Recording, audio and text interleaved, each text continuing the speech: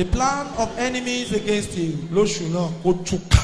This month it's scattered.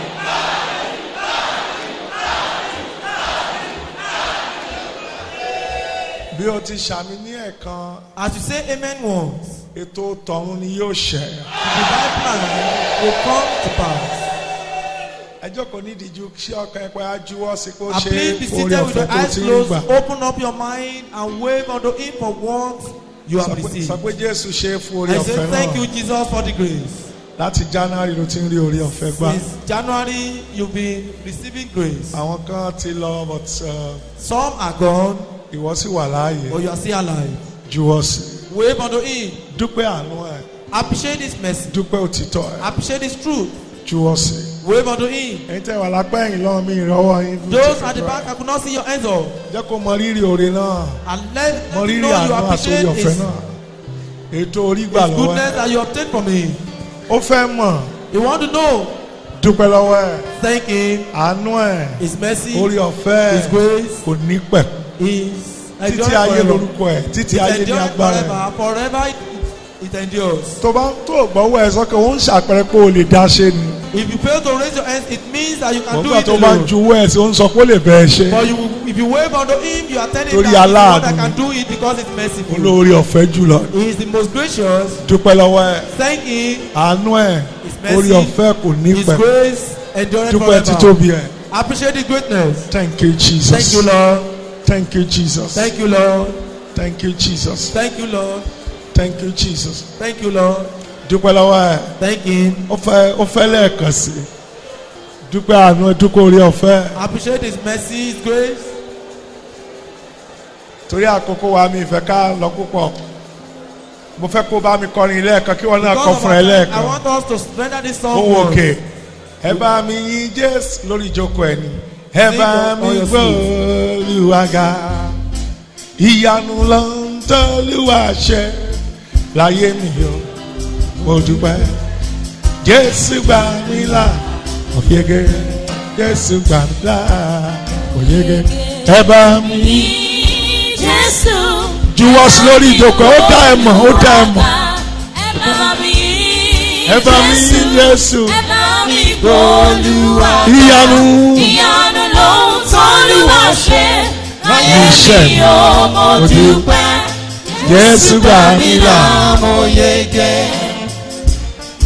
Orí ìjókòó mo pé ẹ bá mi yìn Jésù. Ẹ bá mi Olúwaga. Ẹ bá mi Jésù. Ẹ bá mi Olúwaga. Ìyanu ló ń tọ́lúwa ṣe níṣẹ́ mi o. Mo dúpẹ́ ẹ̀mí mímọ́ gbà mí là òyege. Jésù. Ẹ bá mi gbọ́ Olúwa. Níbi tó bá jókòó sí tó bá ń kọ́ gan lọ́wọ́ wa bẹ́ẹ̀. Ẹ bá mi gbọ́ Olúwa. Ìyanu. Ìyanu ló ń tọ́lúwa ṣe. Láyé mi mo dúpẹ́. Jésù gbà mí là mo yege. Juwọ́ sí lórí ìjókòó ẹ̀. Wave unto Ẹ bá him mi for your ní seat. Jésù áńgẹ́lì yẹn o ẹ bá mi gbéga. Ẹ dá láàyè gbogbo tó ń gbé yìí ìsàlẹ̀ òkun. Ẹ dá láàyè gbogbo tó rìn lórí ilẹ̀. Ẹ̀yin áńgẹ́lì lọ́run ẹ̀yin alààyè ẹ̀yin Olúwa. Ẹ bá mi yìn Jésù gbogbo ohun tó ń bẹ nínú àgọ́ ara mi. Ìyanu ló ń tọ́lúwa ṣe láyé mi. Mo dúpẹ́ ẹ̀mí mi mọ́ gbà mí là. Mo jẹ́rìí Ẹ bá ẹ̀. mi yìn Jésù. Ẹ bá mi gbọ́ Ẹ bá mi Olúwaga. Ẹ bá mi yìn Jésù. Àgbà Ọlọ́run bọ̀ wá sọ́dọ̀ ẹ̀ ṣe jẹ́rìí ẹ̀. Ìyanu ló ń tọ́lúwa ṣe. Ah. Ayé mi ò mo dúpẹ́. Yéé! Gbà mí là mo yege. Ẹ̀mí mi mọ́ gbà mí là. Jésù gbà mí là mo yege. Alágbára ló gbà mí là. Mo yege. Jésù gbà mí là mo yege. Àwọn ajíǹde ló gbà mí là. Mo yege. Jésù gbà mí là mo yege. Alágbára ló gbà mí là. Mo yege. Jésù gbà mí là mo yege. Lọ sọ pé èèyàn méje pé ẹ gbà mí là. Mo yege. Jésù gbà mí là mo Ẹ yege. bá mi. Lọ sọ pé èèyàn méje pé ẹ bá mi gbé Olúwa ga. Ẹ bá mi yìn Jésù, ẹ bá mi gbé Olúwa ga. Ìyanu ló ń tó Olúwa ṣe láyé mi mo dúpẹ́. Jésù gbà mí là mo yege.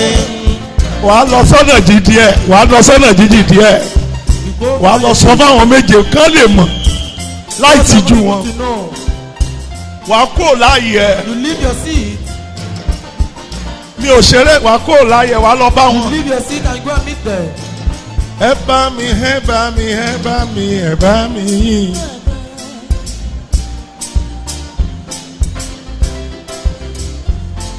Ẹ bá mi, ẹ bá mi, ẹ bá mi gbé Jésù ga.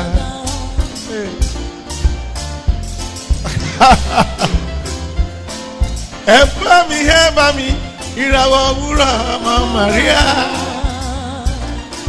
Ṣé mo ṣe ṣe tó ló ṣe ń mìyàn olùfà? Gbogbo igi tó wà nígbó ni wọ́n ń júbà Ọlọ́run.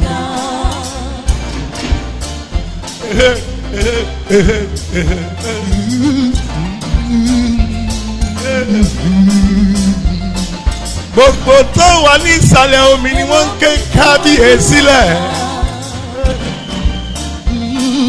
Rí lọ́dọ̀ èèyàn méje mi jẹ́ kó wo tí Ọlọ́run ṣe, jẹ́ kó wo mi ò tí ì tóbi jẹun tó mi. Ayérayé ìjìnlẹ̀ ògo òwúrọ̀ ọmọmọrin.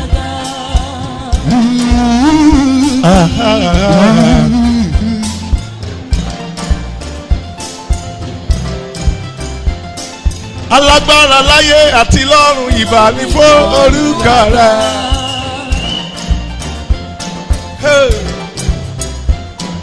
Balógun àwọn ọ̀run ayérayé ìjìnlẹ̀ rẹ̀.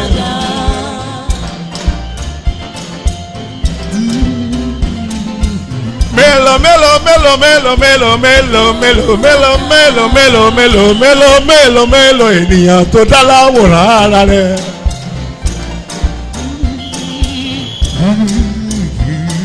Ògo ni forúkọ rẹ̀ ìbà yóò. Ìyanu ló ń t'Olúwa ṣe láyé mi mo dúpẹ́.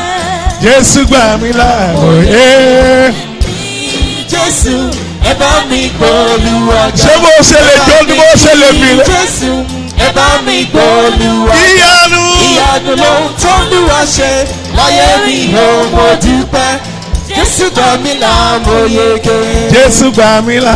Mo yege, Jésù gbà mí là mo yege. Ẹ̀mí mímọ́ gbà mí là. Mo yege, Jésù gbà mí là mo Mo yege. bọ́ lọ́wọ́ lẹ́kù lẹ́jà o. Mo yege, Jésù gbà mí là mo Mo yege. bọ́ lọ́wọ́ babaláwo. Mo yege, Jésù gbà mí là mo Mo bọ́ yege. lọ́wọ́ aláàfáà. Mo yege, Jésù gbà mí là mo Ìtẹ́ni yege. agbélébù ló gbà mí là. Mo yege, Jésù gbà mí là mo Yóò yege. á Jésù gbà mí là. Mo yege, Jésù gbà mí là mo yege. Ẹ̀mí mímọ́ gbà mí là. Mo yege, Jésù gbà mí là mo yege. Jẹ́ kó mọ̀ jẹ́rìí ìgbàlà náà jẹ́rìí òmìnira Mo náà. yege, Jésù gbà mí là mo Mo yege. dòmìnira ara mi o. Mo yege, Jésù gbà mí là mo Mo yege. dòmìnira ara mi. Mo yege, Jésù gbà mí là mo yege. Jésù gbà mí là. Mo yege, Jésù gbà mí là mo yege. Mo yege, Jésù gbà mí là mo yege. Jésù gbà mí là. Mo yege, Jésù gbà mí là mo Mo yege. dòmìnira ara mi o. Mo yege, Jésù gbà mí là mo Rí lọ́dọ̀ lórí lọ́dọ̀ lómi kó mọ̀ pé o dòmìnira. Jésù gbà mí là mo yege. Ìdèjà nínú ayé mi. Mo yege, Jésù gbà mí là mo yege. Ìpọ́njú kúrò lọ́dọ̀ mi. Mo yege, Jésù gbà mí là mo yege. Jésù gbà mí là. Mo yege, Jésù gbà mí là mo Ẹ bá mi, ẹ bá mi yìn Jésù. Ẹ bá mi gbé Olúwa ga. Ẹ bá mi yìn Jésù. Ẹ bá mi gbé Olúwa ga. Ìyanu ló ń t'Olúwa ṣe láyé mi yóò mo dúpẹ́. Jésù gbà mí là. Ẹ bá mi yìn, ẹ bá mi yìn Jésù. jẹ́ kẹ́ tó wà lágbàá ẹ máa kó sọ̀rọ̀. Olúwa ga. Ẹ bá mi yìn. Jẹ́ kẹ́ máa kó sọ̀rọ̀. Ẹ bá mi gbé Olúwa ga. Ìyanu ló ń t'Olúwa ṣe láyé mi o. Mo dúpẹ́. Ẹ̀mí mímọ́ gbà mí là. Mo yege. Thank you, Jesus. Thank you, Lord. Mo gbàdúrà. I pray O ní wọnú ìdèmọ̀ láyé ẹ̀. you will never enter into bondage again in your life. Ẹnà wọn ń sọ̀kẹ̀, ẹnà wọn ń sọ̀kẹ̀. Raise your hands, please. Mo sọ last Sunday pé àkórí mi àkórí àdúrà ni. I said last Sunday that the topic of today will be for prayers. Ẹ̀mí ló agbẹ́ni mi sọ̀rọ̀ fún wa. And so God will use me to speak to us. Ìdásí Ọlọ́run. The intervention of God Lórí ayé àwọn tó fara pa.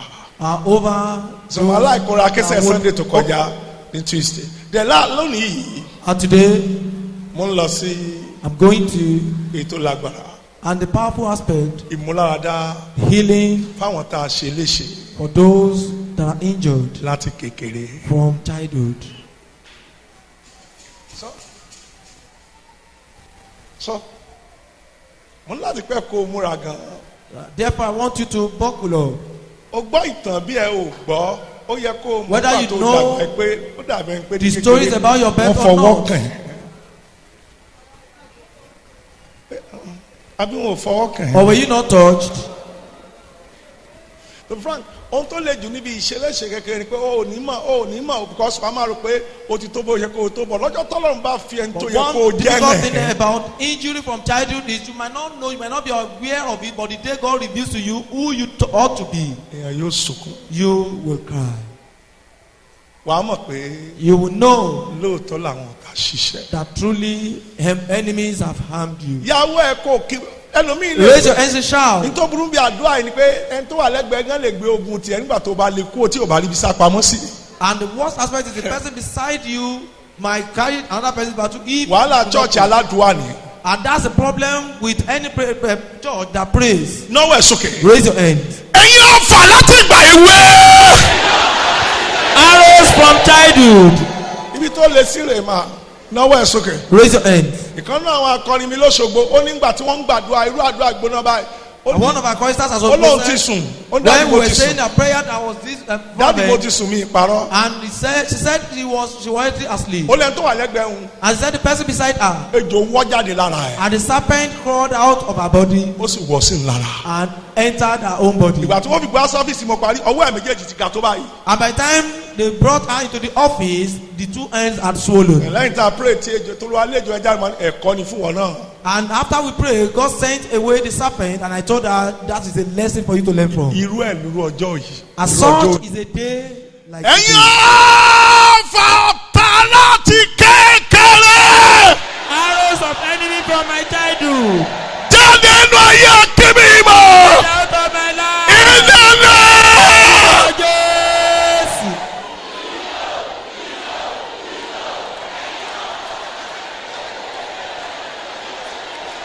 Ibi ni wàhálà díẹ̀ wà tó o bá lè gbàdúrà. Màmá mírẹ̀. Masikapala sedala prakaya. Hidao libraya dasia. Paidania nadatosia.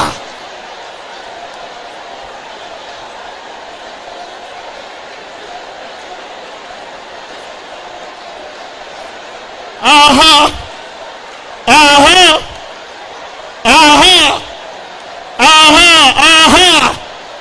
Mọ̀wòrán ó ti pẹ́ jù. Jésù. Olúwa. Amen.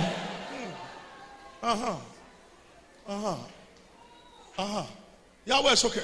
Raise your hands. Did you kò wá wò mí? Close your eyes. You are not here to watch anybody. Nínú ayé mi o, nínú iṣẹ́ mi o, Olúwa yọ̀ǹda kí iṣẹ́ mi ṣe. Tó ohun ẹ bá ti lò káńgẹ́lì yẹn wá bá. Olúwa yọ̀ǹda iṣẹ́ mi ṣe.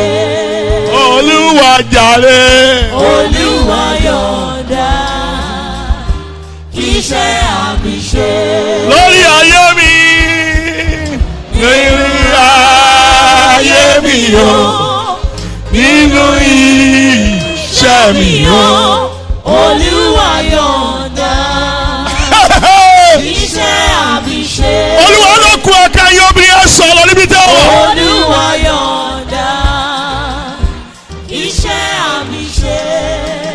Olúwa jàre. Olúwa yọ̀ǹda iṣẹ́ àmì ṣe. Nínú ayé mi. Nínú ayé mi o. Nínú iṣẹ́ mi o. Olúwa yọ̀ǹda iṣẹ́ àmì ṣe. lọ́wọ́ ẹ̀ méje sókè. Raise your two hands. Rẹ́díò ẹ̀ Olúwa ní ẹnìkan Close your wà eyes. ní. The Lord said there's someone here Àjàgà wà lọ́rùn ẹ̀ ń ṣe ní ọrùn ẹ̀ bẹ̀rẹ̀. and there's yoke in your neck and it's as if you are feeling weight in your Olúwa ní neck. ẹnìkan wà ọ̀tá ti gba ìmíjákè ẹ̀ wọ́n ti rẹ̀ ẹ́ lẹ̀. And God, the enemies has reduced your breathing. Ṣé ló dàbí ẹgbẹ́ mi fẹ́ bọ̀? And it's as if you want to pass on. Olúwa ní ẹnìkan wà ń bì. God said there's someone here Ṣé gbogbo ìgbà all the ló time kàn ń dákú ṣeré ni? you faint every time. Torí wọ́n ti fi májàmú ìsà òkú. And because they've used the covenant of the grave. Wọ́n ti fi dì ẹ̀ mọ́lẹ̀. Ibi wàhálà wà rẹ̀. And this is where the problem lies today, Olúwa beloved. ní ọ̀dọ́kùnrin kan wà ń bì. And God said there's a young man there. Ojúlówó nǹkan ọmọkùnrin ẹ̀ yẹ́ ẹ̀ ti gbà. Your original manhood has been taken by your mother. Kékeré tó wà ń bẹ kò sí tí dókítà lè ṣe sí. And the little that remains, there's nothing the doctor can do about it. Torí ògidì wà lọ́wọ́ wọn. And because the original lies in the hand of your mother. Àbí ọ̀rọ̀ ìmọ̀ mi tó ló wá ń tẹ́lẹ̀ mi sọjọ́ bá jọmọ́ tiẹ̀. And if the word of knowledge affects you, Ṣé ni kò wá kúnlẹ̀ síwájú ibo ṣe ń gbọ́ tó jọmọ́ tiẹ̀? please come forward Torí and mo kneel gbàdúrà down. papọ̀ ni. Olúwa ní ẹnìkan wà ń bì. And God said there's someone here. Ṣé ni gbogbo eegun ẹ̀yìn ẹ tó dàbí ìgbà tí wọ́n ké ní eríkèríkè? It's as if your backbone is cut in pieces. Ó sì wà nú ìnira tó ga. And you are in serious agony. Torí mo rí àwọn part ara mi táwọn áńgẹ́lì Olúwa kóde ni wọ́n fẹ́ fún ẹ Now níbí. I can see the brand new parts of the body that the angels are holding to replace it. Ní gbogbo níbi tó wà lẹ́yìn yẹn olùfẹ́. And the person at the back, Wọ́n ní láti pààrọ̀ orí àǹtí yẹn torí bó ṣe èyí tó ń hó bí ọṣẹ tí bí omi gbóná yẹn wọ́n gbọ́dọ̀ gbé kú òkò lè ṣe and nǹkan the kan. head of that sister needs to be changed because the one she's carrying is generating heat. Torí orí arúgbó ló ń rù. And because you are carrying the head of an aged woman. Níbi tó wà àmì wà lára ẹ please máa bọ̀ níbi tó bá wà. And where you are, there's a mark on you. Please come forward.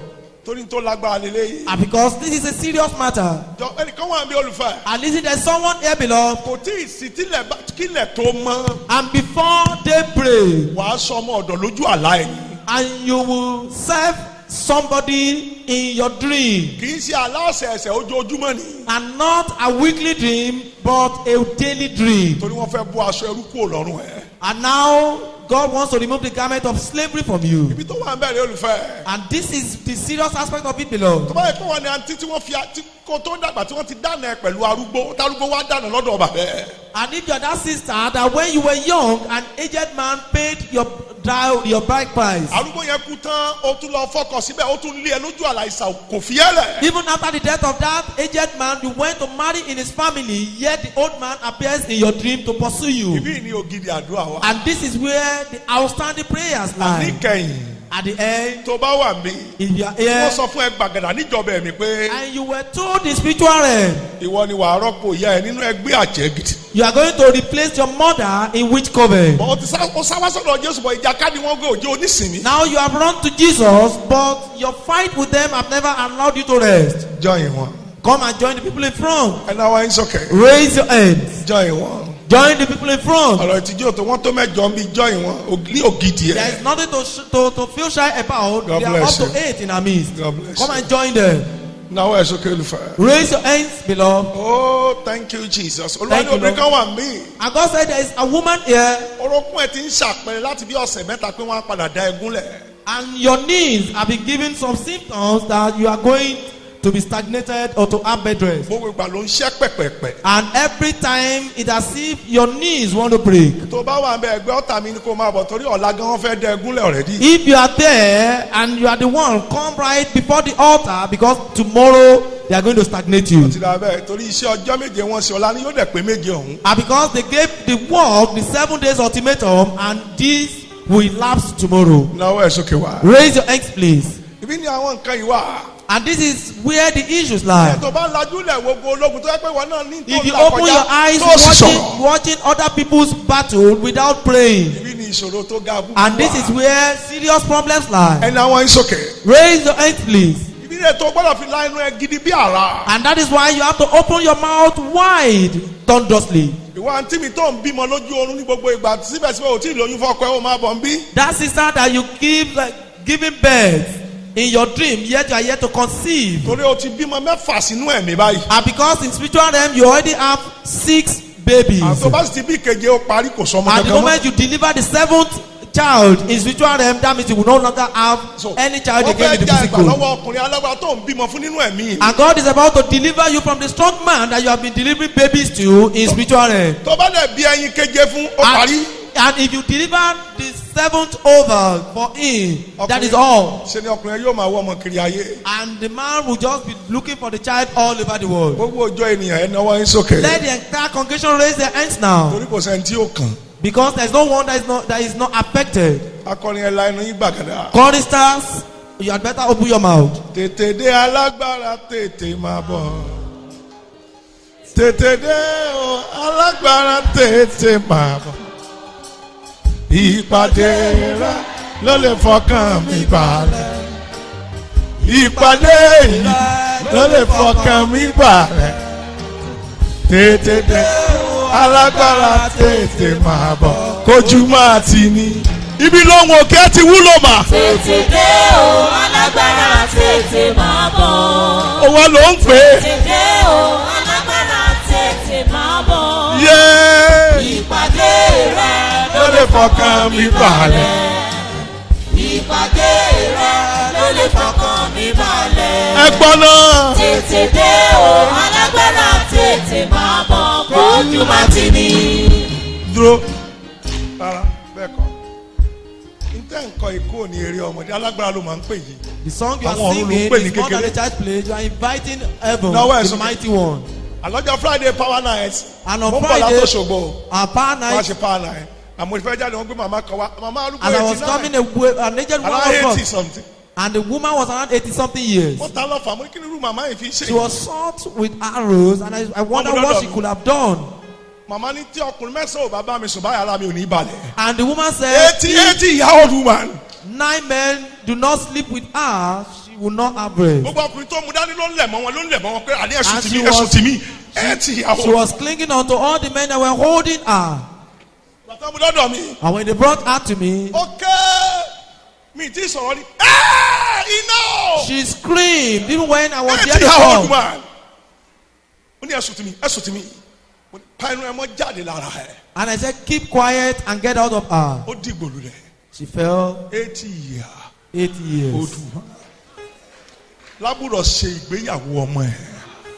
Because Bí she Olúwa went to ti ń attend the bẹ, wedding of her child. As the Lord tí ẹ̀mí ẹ̀ ń lives, bẹ. as the Spirit lives, ẹni tó dúró jọjú àṣeyọrí ẹ̀ láti ta ẹ́ lọ́fà kó kú báyìí. whoever is waiting for your day of ceremony to shoot you arrow, may he die now. kígbe pé wọ́n á kú báyìí. Shout that they shall die now. mi ìṣeré. I'm not joking. amen.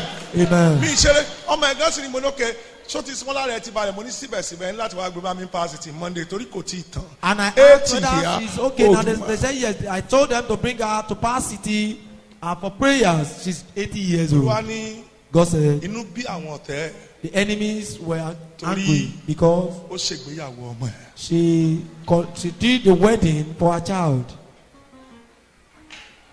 ibẹ̀ láti ní kí o pray ẹ̀ pa pray lọ́la díẹ̀ ọ̀la ọ̀la. Whereas you keep postponing your days of prayers. àdúrà ò ní gbà. The prayers will not be answered. àpọ́sọ̀ àbọ̀lá pé Apostle Ababa said àdúrà prayer àgbàkú ni. is what you offer till you die. kò ní gbà. kò ní gbà. It doesn't have time. àpọ́sọ̀ sọ ní ẹlẹ́ẹ̀kejì ó ní ẹnikẹ́ni tí ò bá fẹ́ ṣe nìkan ni ò ní ìdí àdúrà. And he says secondly that it's only somebody who doesn't want to prosper that will not pray. má tọ̀ ọ̀tá rárá o. Don't ever provoke your enemies tó o bá lè pray if you can't pray. má pray kó o ṣe rere o. Don't pray to prosper at all. Don't attempt to prosper. torí láì ṣe bẹ́ẹ̀ Because without that, wọ́n á dìgbò lu ẹ. they will strike you down. now Now, ẹ dìde ńlẹ̀ wá. rise. ibi ní àdúrà láwà. And this is where serious prayers lie. tó ń ṣe mí láàánú ni pé èṣù ò dá pásọ̀ mọ̀. And the pitiable aspect of it is the devil does not reckon with pastors. ibò pásọ̀ gangan ni olórí ọ̀tá ẹ̀. Even the pastors are the arch enemies of the devil. sọ kò mọ̀ yàn. So he doesn't come with any man. Orúkọ Jésù lẹ́kan iná 21 times. You call the name of Jesus once and you call fire of Holy Ghost 21 times. Àwọn áńgẹ́lì náà yóò sáré sí ẹ bó bá ṣe kígbe. And the angel of the fire will rush you as you shout. Ẹ̀yin ìgbèkùn láti inú ẹ̀jẹ̀. Bondage from the blood. Nítorí burú jù ní pé ẹnìkan ló bí ẹ ò wọ̀ sọ́lẹ̀ látàwọn sánmọ̀. One thing is that you were given birth to by someone. Ó wọ̀ bọ́ọ̀lẹ̀ látàwọn sánmọ̀. Not that you fell from the sky. Ẹ̀yin ìgbèkùn láti inú ẹ̀jẹ̀. Bondage from the blood. Iná sọ̀rọ̀. Fire consuming. Iná. Orúkọ Jésù. Ẹ̀yin tí àwọn iwájú ẹgbàdúrà bí ẹ tẹ́ àjẹ́rìí kankan mọ̀.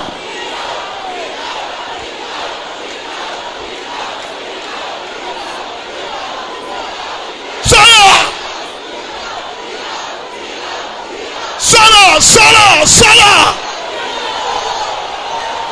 Maseka daliaba.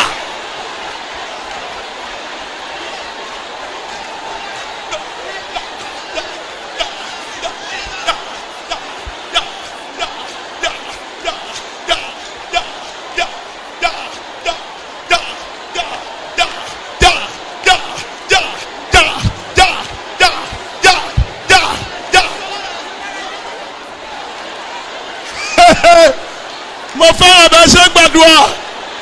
Ibi nìkan lọ́wọ́. Ibi nìkan wà. Yes. Yes. Àǹtí mi sọ̀rọ̀.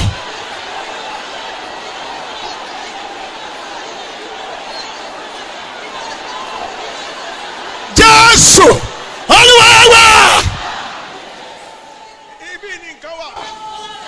Now it's okay. Pastor, please help that woman. Raise your Please hand. help them. Lift this one. Lift her.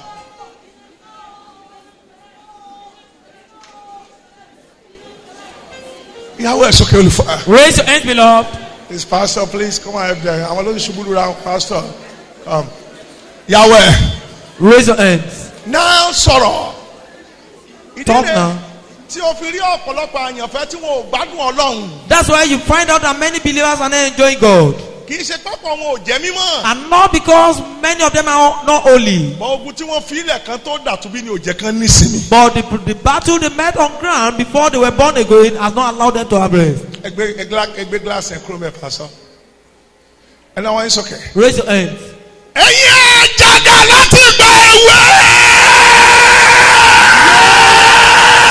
For my childhood. Yeah, your photo àwọn ọmọ ẹ jáde pẹ̀lú ẹ. Bring out your children's photograph. Ibi ni àdúrà ẹ ti lé díẹ̀. Ẹ̀yin jàgà láti gbà ẹ̀wẹ̀. For my childhood. Jábọ̀ ọ̀nà sínú ìjọ yìí. Fall down in this church. Ìdáná. Orúkọ Jésù. Come on.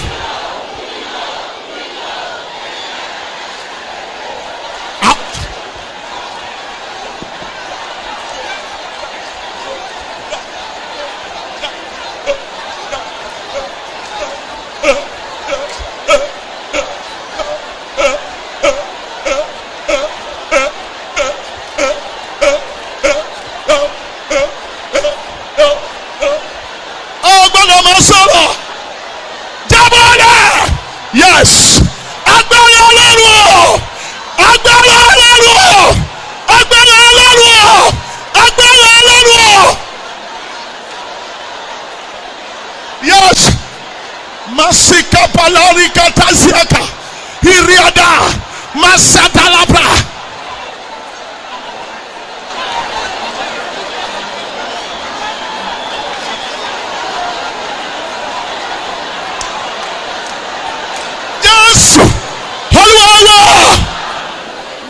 That's okay. Raise your hand. One more. I won't take much of your time. And God told me in November. In America. I told pastors. And God said, go back home and teach people how to pray. And I said, they pray. And God said, they have not prayed at all. That's why this year, in Christ's power, we are going to pray very well. And God said, because of what is coming, apá owó mi kà.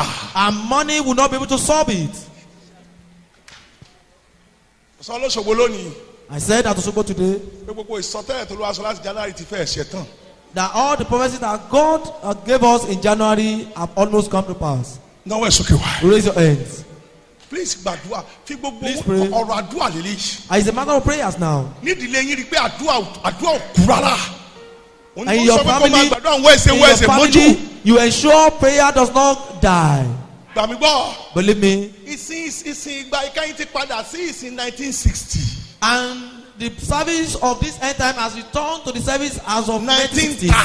1930s. bí a ó bá bọ́ lọ́wọ́ àwọn ẹ̀mí ìgbà ìkẹyìn. And if you are going to be delivered from this end time spirit, gbàmí gbọ́ gbogbo ìjọ tí wọ́n ń kẹ́kọ̀ọ́ wọ́n sì àwọn ọjọ́ yóò kọ́ bọ́ ti ń gbàdúrà and even the churches that teach now, they will begin to learn how to pray. The churches that teach but do not pray, they will learn how to pray. Just jot it. méjèèjì ló wúlò. And it is the two that are useful. àbí àkọsí gbóná tó bẹ́ẹ̀ ọlọ́run sì lágbára tó. As powerful as the word of God is, tó o bá pray. if you don't pray, ọ̀tá yóò mú ẹ. enemies will catch you.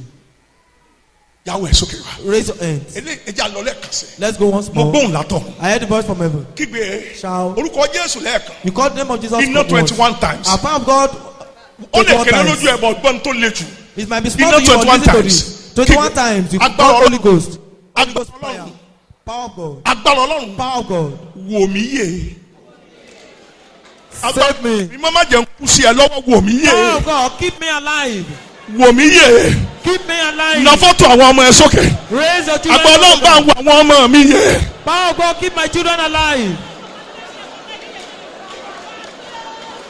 wò mí yé má jẹ́ ká yóò pa mí mọ́ ẹ lọ́wọ́. God, keep me alive. Let me not be killed by the wicked ones. orúkọ Jésù lẹ́ẹ̀kan. You call the name of Jesus once. iná 21 times. Fire of Holy Ghost 21 times. agbára àjíǹde wò mí yé. Power of resurrection, keep me alive. wò mí yé wo àwọn ọmọ mi yé. Keep me alive, keep my children alive. má jẹ́ bà àyàn mọ́ wọn jẹ́ mọ́ mi lọ́wọ́. God, let them not destroy their olúwa má destiny. jẹ́ bà tèmi jẹ́ mọ́ ẹ lọ́wọ́. Don't let them destroy my life. agbára ọlọ́run wò mí yé. Power of God, keep me alive. mo mọ̀ owó Júdásì yèbọ̀ wú èmi yé. orúkọ Jésù lẹ́ẹ̀kan iná tó in the name of Jesus. Orúkọ Jésù. sọ̀rọ̀ sọ̀rọ̀ sọ̀rọ̀ sọ̀rọ̀. agbára ọlọ́run dà. agbára ọlọ́run wò mí yé. wò àwọn ọmọ mi yé. This is a very serious prayer. ẹ̀yin akọrin ẹ gbàdúrà ẹ gbàdúrà ẹ gbàdúrà ẹ gbàdúrà. agbára ọlọ́run gbọ́dọ̀ wò yí yé. bàbá mi gbọ́dọ̀ kú mọ́ ẹ lọ́wọ́. ayé ò gbọ́dọ̀ bà tèmi mọ́ jẹ́ lọ́wọ́ ẹ. wò mí yé. má jẹ́ tèmi ó bàjẹ́ mọ́ ẹ lọ́wọ́. ẹ̀yin màmá tẹ́ wà níwájú pẹpẹ yẹn sọ̀rọ̀ ẹ bá ọlọ́run sọ̀rọ̀. ọ̀run ẹ wò mí yé ilẹ̀ ń ṣú. ẹ má jẹ́ kí tèmi ó bàjẹ́.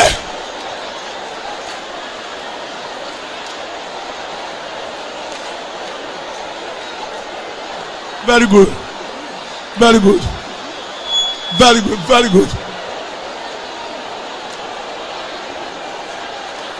yes.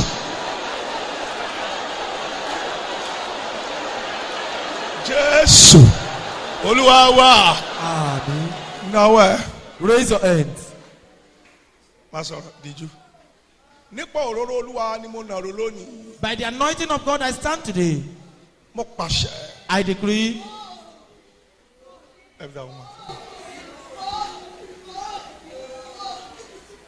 gbogbo ẹ̀ tẹ́ àwọn awájú iná Ọlọ́run yìí mo ti ná bọ ara yín. All the people in front of the fire of God, I set fire dẹ́yìn for them. déwájú.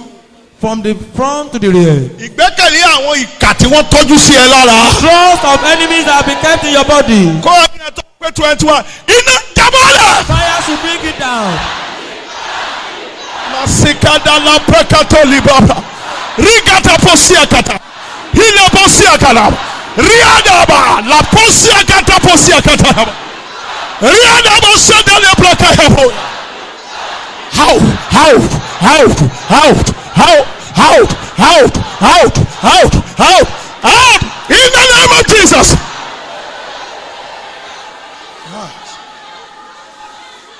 One fatu. They are putting it now. They are putting Gbogbo it gigi tí bàbá mi ò gbìn. Everything not Ẹ fatu. be rooted Ẹ up. fatu. Be uprooted. Àti fi àkélé gbòǹgbòǹgì náà. Gbogbo gigi tí ò ṣèṣe nínú àkọ́ yìí. Everything that is not Mo gé ẹ lulẹ̀. I heal Mo you. wú ẹ sínú adágún náà. Gbogbo àgádágodo nílé ọmọ. Já tú. Já tú. Já tú. Já tú. Gbogbo tí wọ́n so mọ́ bẹ̀. Gbogbo àsorò àbòmọ́lẹ̀. Ó yẹ tú. Ẹ já. Masika proto shakata labrakata sekaya. Thank you, Father. Thank you, Father. Thank you, Lord. Jésù Olúwa wa. Amen. Ẹ lọ ayé yín pẹ̀lú ìṣẹ́gun. Go back to your seat with your victory.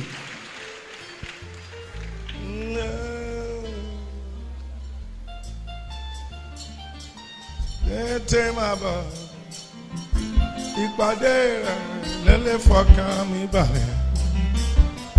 Tètè dé alágbára tètè máa bọ̀, ojú mà ti. Tètè dé o alágbára tètè máa bọ̀. Tètè dé o alágbára tètè máa bọ̀. Ìpàdé rẹ̀ ló lè fọkàn mi balẹ̀. Ìpàdé rẹ̀ ló lè fọkàn mi balẹ̀. Tètè dé o alágbára tètè máa bọ̀. Ojú má ti ní. Kọ́lẹ̀ kan sí níbi tó bá wà. Tètè dé o alágbára tètè máa bọ̀. Tètè dé o alágbára tètè máa bọ̀. Ìpàdé ńlá ló lè fọkàn mi balẹ̀. Ìpàdé rẹ̀ ló lè fọkàn mi balẹ̀. Tètè dé o alágbára tètè máa bọ̀. Ojú má ti ní. Wọ́n rán mi sí ẹ. I am sent to you. Olùrànlọ́wọ́ ẹ yóò ṣàwárí ẹ láàárọ̀ ọ̀la. Your helper will locate you this morning. Matthew 2. Matthew oríkejì. Bí màá ti mú àkòrí kékeré house prayer. After this short message, we shall pray. Matthew 2. Matthew oríkejì. Verse 1 Ẹsẹ̀ kìíní to 10. dé ẹsẹ̀ kẹwàá. Matthew 2 verse 1 to 10. Matthew oríkejì ẹsẹ̀ kìíní ti dé ẹsẹ̀ kẹwàá. Tí máa ti ka verse kan yín náà ka verse kejì but ẹ ká When I tí ń take the sókè. verse, you take the following verse. Tí wọ́n yóò ní mic so ẹ ká sókè. Ìyá ti débẹ̀ màsà. Ẹ ò dá mi lóhùn. Àwọn ẹ̀ṣẹ̀ ń wá Matthew 2. Ọjọ́ kan mo ní Abakuku ẹnìkan ṣó wà nù Bible. Torí kò sí Bible Because tiẹ̀ Habakkuk, débẹ̀. somebody was wondering if there's Matthew Habakkuk 2, in the Bible. verse 1 to 11. Nígbà tá a bí Jésù ní Bethlehem ti Now when Judea. Jesus was born in Bethlehem of Judea, Nígbà ayé Herod ọba kíyèsí in the àwọn days of amòye Herod the king, kan behold, tí there ìlà came oòrùn wá wise sí men from the Jerusalem. east to Jerusalem. Verse 2.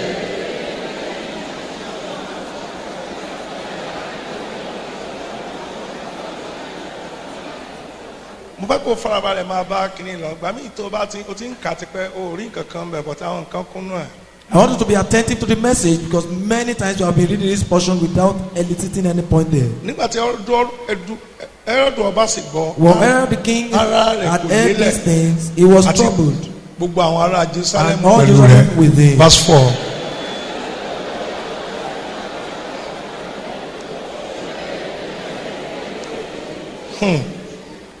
Àwọn sì wí fún pé ní And they said unto him in Judea Bethlehem of ni Judea, torí bẹ́ẹ̀ la ṣe kọ̀wé rẹ̀ For látọ̀wọ́ thus àwọn it is wòlíì written wa. by the prophets. Verse 4.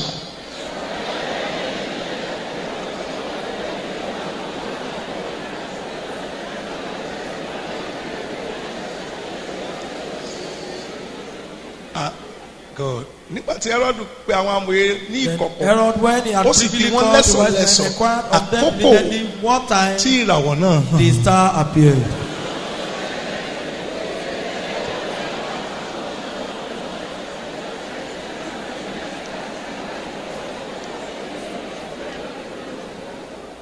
Nígbà tí wọ́n sì gbọ́ ọ̀rọ̀ ọba náà When they wọ́n had sì heard lọ the king, they departed. ìràwọ̀ tí wọ́n rí láti ìlà And lo, oòrùn the sì star wá. which they saw in the east ó ṣáájú wọn. went before them tí tó fi till it came tí tó fi wá dúró lórí òkè ibi tí till àwọn ọmọ it náà gbé came wá. and stood over where the young child verse was. 10.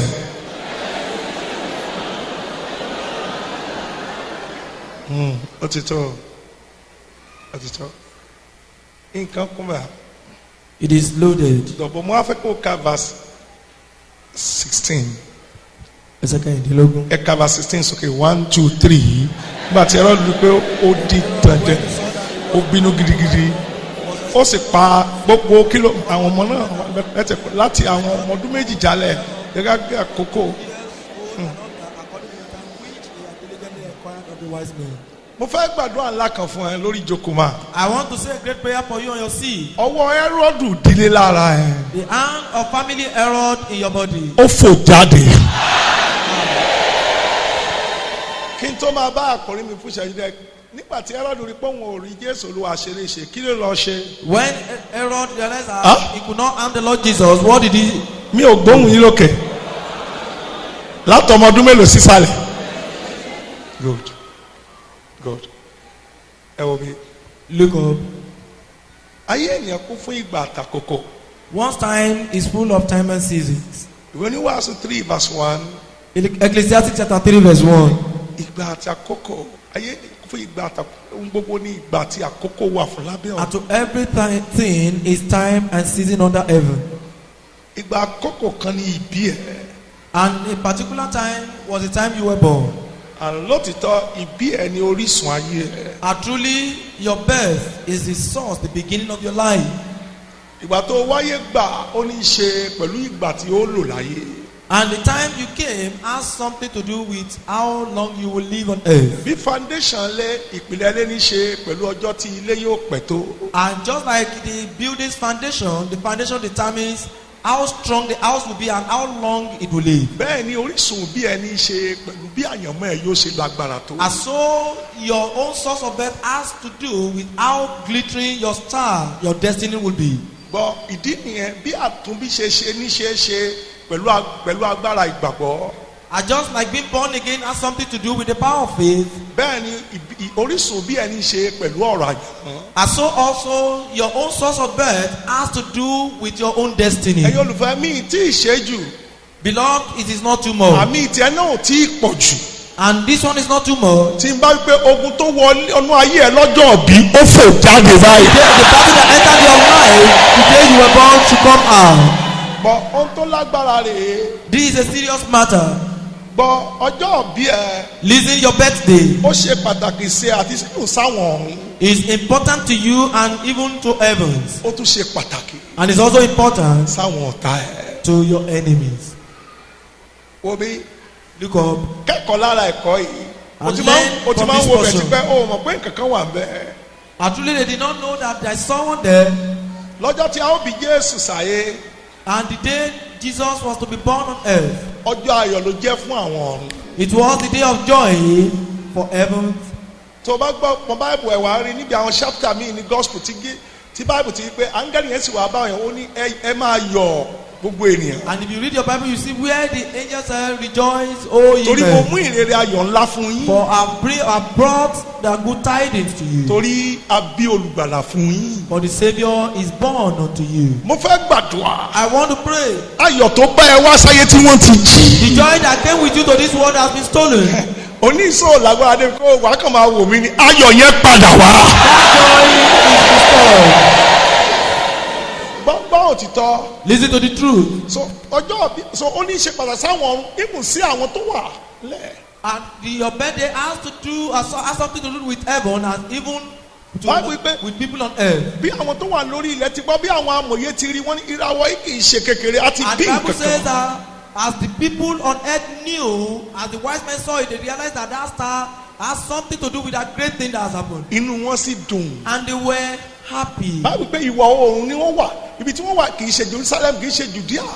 And the Bible says that they were in the west and not Jerusalem, not ó Judea. dàbí kán wà ní Bauchi state kán wá kíyàn sí Ọ̀yọ́ state And láti Bauchi state sí Ọ̀yọ́ state. it's just like someone that came from a state to Oyo state. obì ni wọ́n ti ń wá ìràwọ̀ yẹn bọ̀. And that is how they were looking for the star. bọ̀ bí ọ̀tá náà ṣe gbọ́ At the moment the enemy heard pé a bí that he was wọ́n born. wí pé ara ọ̀tá náà ò balẹ̀ mọ́. And the Bible says that the enemy was also troubled. ẹ̀yin ọmọ Ọlọ́run. Children of God. àwọn tó wá lọ́jọ́ bí ẹ tí ara wọn ò balẹ̀. Those who came the day you were born, they were jọ troubled. sàmì ntọ́ kóló lára ẹ gbà á padà. What they look up from you, you receive back. kí pé mo gbà á padà. Father, I recover it. ok mo fẹ́ bẹ̀rẹ̀ lọ́wọ́ kí ló dé tára ọ̀tá ò balẹ̀ torí pé a bí. And the question is, why was the enemy troubled? Because someone was born. wọ́n ní ara Aaron ò lélẹ̀ mọ́. And the Bible says that Herod was troubled. pé a ti bí ẹni tí yóò wá gba ìjọba lọ́wọ́. That the person that will take over the government from him has been born. kò mọ̀ pé ìjọba tiẹ̀ kì í ṣòun náà bí kì í ṣe èṣù tó sọ pé rárá ó gbọ́dọ̀ pa. He didn't understand the nature of that government. It wasn't him but the devil that so said mo fi he lọ ẹ was lónìí not ẹlùfẹ́ ó conceived. yóò mọ̀. And I introduced this to you, perhaps you don't know. inú Ọlọ́run dùn lọ́jọ́ tí wọ́n bí ẹ. God was happy the day you were born. àwọn kan láyọ̀. But some people had joy. bó o ṣe jáde nínú ìyá ẹ. The way you could, the more you came out of Ọ̀lẹ́lẹ̀ the kẹta. home. And the third, ara àwọn kan ò lélẹ̀. some people were troubled. wọ́n fẹ́ pa ẹ́. They wanted to kill you. kó o wà báyìí That you are alive now. pé wọn ò pẹ́ láti kékeré. Because they could not kill you from juwọ́ ẹ̀ kó kọrin ọpẹ́ kan tó lè. Wave and render a song of praise to him.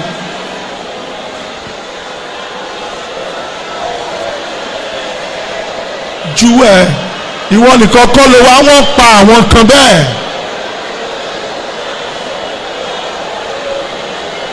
juwọ́ ẹ̀ kọrin ọpẹ́ yẹn tó ní agbára pé wọn ò pa àwọn ọmọ ẹ nínú juwọ́ ẹ̀ kó kọrin yẹn tó lágbára.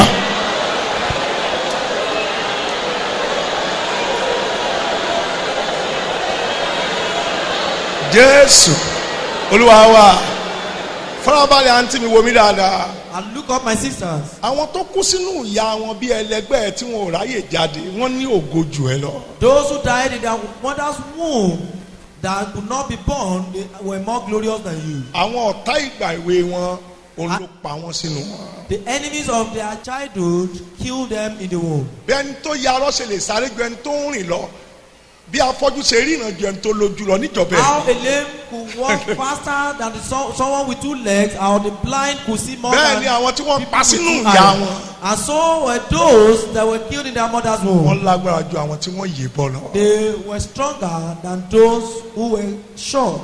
láì tí ẹ̀ kalẹ̀ Open your ears. ọjọ́ bí ẹ̀ tó kì í kàkún tó fi máa ń jẹ chicken àti rice kì í sọ́jọ́ oúnjẹ. And that your birthday that you don't reckon with, that you use for merriment, is not meant for wine to be and frank dining. òtítọ́ ọbẹ̀ ni pé ọjọ́ àdúrà àti ọjọ́ ìtọrẹ àánú ni. And the truth of it is, it's supposed to be the day of prayers and mercy. ọjọ́ tó o gbọ́dọ̀ ṣoore fáwọn èèyàn kó o dúpẹ́ pé ọ̀tá láti wọn ò pa mí láti It's a day that you have to give thanks and do other people good, thanking God that you were not killed from your childhood. kò yá àwọn kan àgbàtà àwọn kan ni mò ń bá sọ̀rọ̀ ó yé wọn. Some ó people yé do wọn not jinlẹ̀ understand, but there are some particular people I'm talking to who could understand deeply what I'm saying. ìní ẹ̀ tí báyìí sọ pé kó o máa kájọ́ bí ẹ̀ sí kó o lè máa kà sí ọgbọ́n. And that is why the Bible says that you count your birthday unto wisdom. torí ntí ojú ọlọ́run rí kan tó bí ẹ àti ìjà tọ́lọ́run bá wọn ọ̀tá jà ló ṣe ní kó o máa kà sí. Because of what God went through before you were born and the way He fought your enemies before you were born, that's why you have to reckon with it. bí ọjọ́ tí wọ́n bí ẹ ṣe pàtàkì bẹ́ẹ̀ níbi tí wọ́n bí ẹ sí ṣe pàtàkì. As important as your birthday, so also is the place you were born. bọ́ọ̀lù fẹ́ láì tí ẹ kalẹ̀ tí wọ́n bá bí ẹ síbi ìtura mo bẹ́ẹ̀ dúpẹ́. And listen, beloved, if you were born into comfort, I thank God on your behalf. àdúrà ni tí wọ́n bá bí ẹ sáàárín àwọn ìkà. But it requires a lot of prayers if you were born in the midst of the wicked. bọ́ọ̀lù fẹ́. Listen, beloved. kí jésù lọ́ba lè parí iṣẹ́ ìwọ kò yá ilé àwọn nǹkan kì í yá ilé wọ́n mọ̀ kò séèyàn lọ́jọ́ bí ẹ̀. And for the Lord Jesus to accomplish His purpose, there was nobody around the day He was born. níbi tí wọ́n bí sí àwọn ẹran ló witness ìbí ẹ̀. And where He was born, it was the animals that witnessed His delivery. lọ́wọ́ ẹ̀ báyìí. Raise your hands. kígbe bàbá. Father, ìkà tó gbé mi lọ́wọ́ ìkà tó wẹ̀ mí. yọwọ́ wọn kúrò lára mi. handed me over to the wicked. ẹ̀ẹ̀mejì ni kẹ́yìn ọkùnrin ó sọ ibẹ̀ yẹn lágbára díẹ̀. 7 times. àwọn ìkà tó gbé mi lọ́wọ́ tí wọ́n wẹ̀.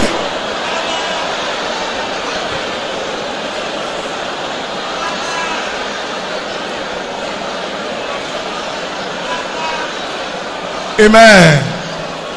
ok olùfẹ́ wò mí. Beloved, look up. nígbà tí ibi tí wọ́n bí sí ò bá ṣe pàtàkì kí ló dé táyà ròdù ń wádìí pé gbogbo wọn bí sí gan. If the place he was born was not important, why was Herod asking for where he was born? kí ló dé tí ọ̀tá ń wádìí pé ìgbà wo wọ́n bí gbogbo wọn bí sí. Why was the enemy asking where he was born and what time was he born? wọ́n sọ ọ̀tá ẹnìkan fún mi. And they told me the story of a man. obìnrin kan lóyún. A woman conceived. oyún ìbejì. And of twins, a set of twins. ó wá bí Táyé Kẹ́hìndé. And she gave birth to Taye and Kehinde. ó dàbí ẹni tí ọmọ Christ wà kan tí after 21 years tó ti yàgàn tó ṣe bímọ 3 days ago. Just like a member of this ministry that have been barren for 21 years but delivered a baby. ó bí ìbejì. At a set of twins 3 days ago. 21 years. After 21 years of barrenness. owó bí olùfẹ́. Look up below. babaláwo tó ń gbẹ̀bí ó gbẹ̀bí fún Kẹ́hìndé. And the diviner took the delivery of Kehinde. wọ́n sì sanwó. so wọ́n ní méjì ló wà ní ẹ ó ní ẹ sanwó kejì bẹ́ẹ̀ wọ́n bá gbẹ̀bí kejì.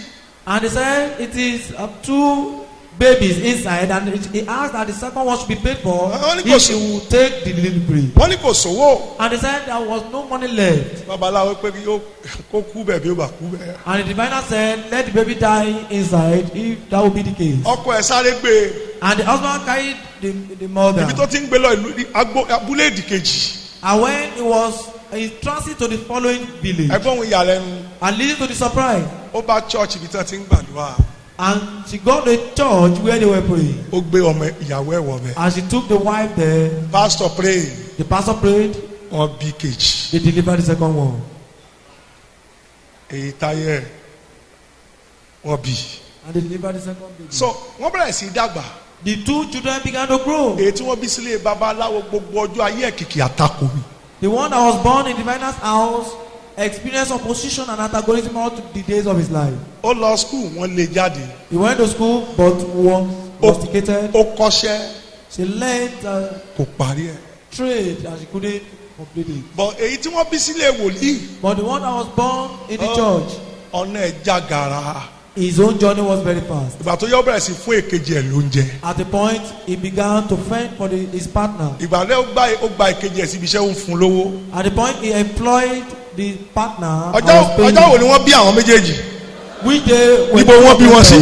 Where were they born? so èyí tí wọ́n bí sílẹ̀ babaláwo wá lọ bá Ọlọ́run.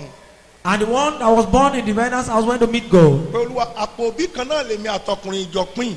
And he said he shared the same parents with the partner. báwo láyé mi ṣe rí báyìí. How was his life the way it was? Olúwa yìí. And God said, Olúwa said, ibi tí wọ́n bí yín sí ọ̀tọ̀ọ̀tọ̀. where the 2 of you were born were different. ẹni tó gbẹ̀bí yín. And the person that took your delivery ọ̀tọ̀ọ̀tọ̀. were different. ó ní í ṣe. That has to do pẹ̀lú àyànfẹ́. with your destiny. Olúwa ní. God said, lọ́jọ́ tí wọ́n bí wọ́. the day you were born. inú ìkòkò ni babaláwo bo ibi àpò òbí ló bo placenta sí. And the diviner put your placenta in a pot. so dìde báyìí níbi tó ti ń pray. Now arise from where you are praying now. máa lọ sílùú yín lábúlé yín. Go to your village. lọ́lé babaláwo ti kú lọ sí ìkòkò tó wà lẹ́yìn. Go to the diviner's house. Though the diviner is dead, go and open the pot at the backyard. wà á bá placenta mẹ́. You will meet your placenta there. kò tí ì jẹrà. It's not yet decayed. náwó ẹ̀ sókè. Raise your hands. ìyàbá olùfẹ́ mi ìṣeré. Beloved, I'm not joking. mi ìṣeré. I'm not playing. orísun agbára rẹ̀. And this is the source of power. náwó ẹ̀. Raise your hands. níbo ni wọ́n bí ẹ sí. Where were you born? ta ló gbẹ̀bí ẹ. Who took your delivery? mo fẹ́ bèrè ibi tí wọ́n bí mi sí. I want to ask. mission house. Mission house. ta ló gbẹ̀bí mi. Who took your delivery? àwọn ìyá gbẹ̀bí. Is it midwives? ta ló sọ mí lórúkọ. Who christened me? bàbá àkàndé lẹ́dẹ̀. so níbo wọ́n bí The wọ́n sí. prophet Akande at Ede. Then where were you born? ta ló gbẹ̀bí ẹ. Who took your delivery? ta ló sọ ẹ lórúkọ. Who christened you? tó bá ti yàtọ̀ sí ìlànà tí mo kà á lẹ̀. If it is different for the way I itemized, wàá gbàdúrà. you will have to pray. wàá kúnlẹ̀ síwájú. If your such, come and kneel Ó yí down. àwọn èèyàn á ti wọ̀ lónìí. We are in for it today. A ṣe ń tó nǹkan bọ̀ látòrí sùn. We are trying to repackage things from the source. Ṣé babaláwo olúgbẹ̀bí ẹ? Was it the diviner that took your delivery? Believe me, ìfẹ́ ìtìjú lónìí mi, mo fẹ́ kó o ká ìtìjú kúrò. You don't have to feel shy today. Mo mọ̀ pé pásítọ̀ ni, ṣé kìí ṣe pásítọ̀ tó mutí? And even if a pastor took your delivery, hope is not a drunkard. Ó ní mo ṣe ní kó o béèrè nǹkan bọ̀ kó o tó wá lónìí. And that is why I say you should carry out spiritual research before coming today. Sọ́dọ̀ àdúrà wa yóò lè jọ dùn pọ̀. And so that our prayers will be smooth. Ìyàwó ẹ̀ sókè wá. Raise your hands. Kígbe bí ọ̀rọ̀. Shout thunderously. Ọfà ìnira jáde nínú orísun òbí mi. Arrow of affliction, get out of. Ẹ dìde kẹ́ ráyè gbàdúrà.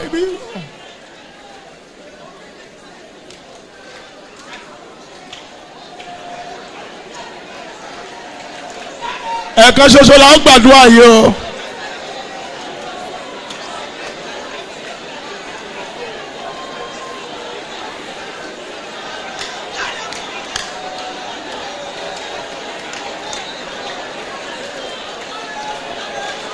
Ọfà ìnira jáde nínú orísun ìbí mi. Arrow of affliction. In the name of Jesus. Ibi ni ó yẹ kó o ti sọ̀rọ̀ kò sí àtìjú bẹ́ẹ̀.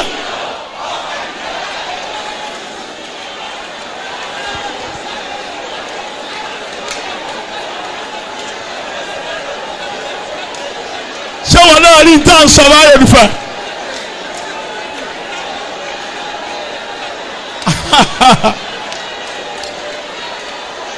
Amen. Ṣàmìlẹ̀ méje mo pàṣẹ lórúkọ Jésù nínú orísun bí ẹ afa fò jáde.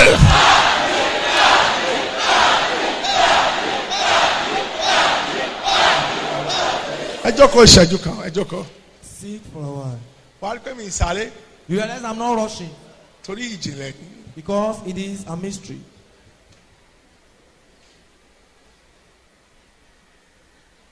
Wọ́n lọ wo Job nígbà tí ogun Job pọ̀ gan-an. And you'll be wondering when the Job's battle was so much. Nígbà tí gbogbo ọmọ kú tí gbogbo iṣẹ́ tó dojú tí gbogbo ẹ̀ dojúrú wọ́n lọ wo ibi tí Job kọ́kọ́ yẹ̀ wò. After all the children had died and his work crumbled, Kó lè mọ̀ pé àwọn àgbà àtijọ́ wọ́n mọ̀. and let's go and check where Job first of all checked so that you know that. Ó ní mo ṣe ní kí wọ́n náà check knew. kó má dàbí pé Ọlọ́run ò lágbára. And that's why I say you should also check so that you might not think that God is not powerful. Job 3. Job chapter 3. Job 3. Job orí kẹta.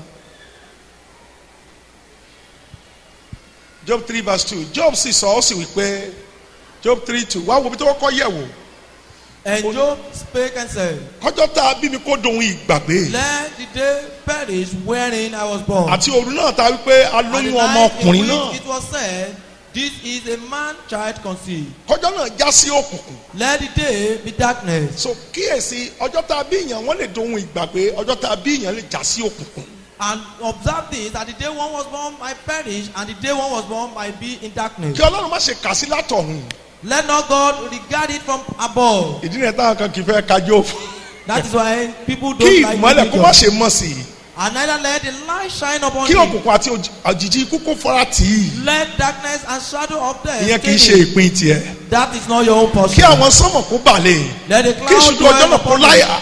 And let the Number 6. blackness Kí of òkùnkùn the ṣubú day òru náà biribiri náà. verify it.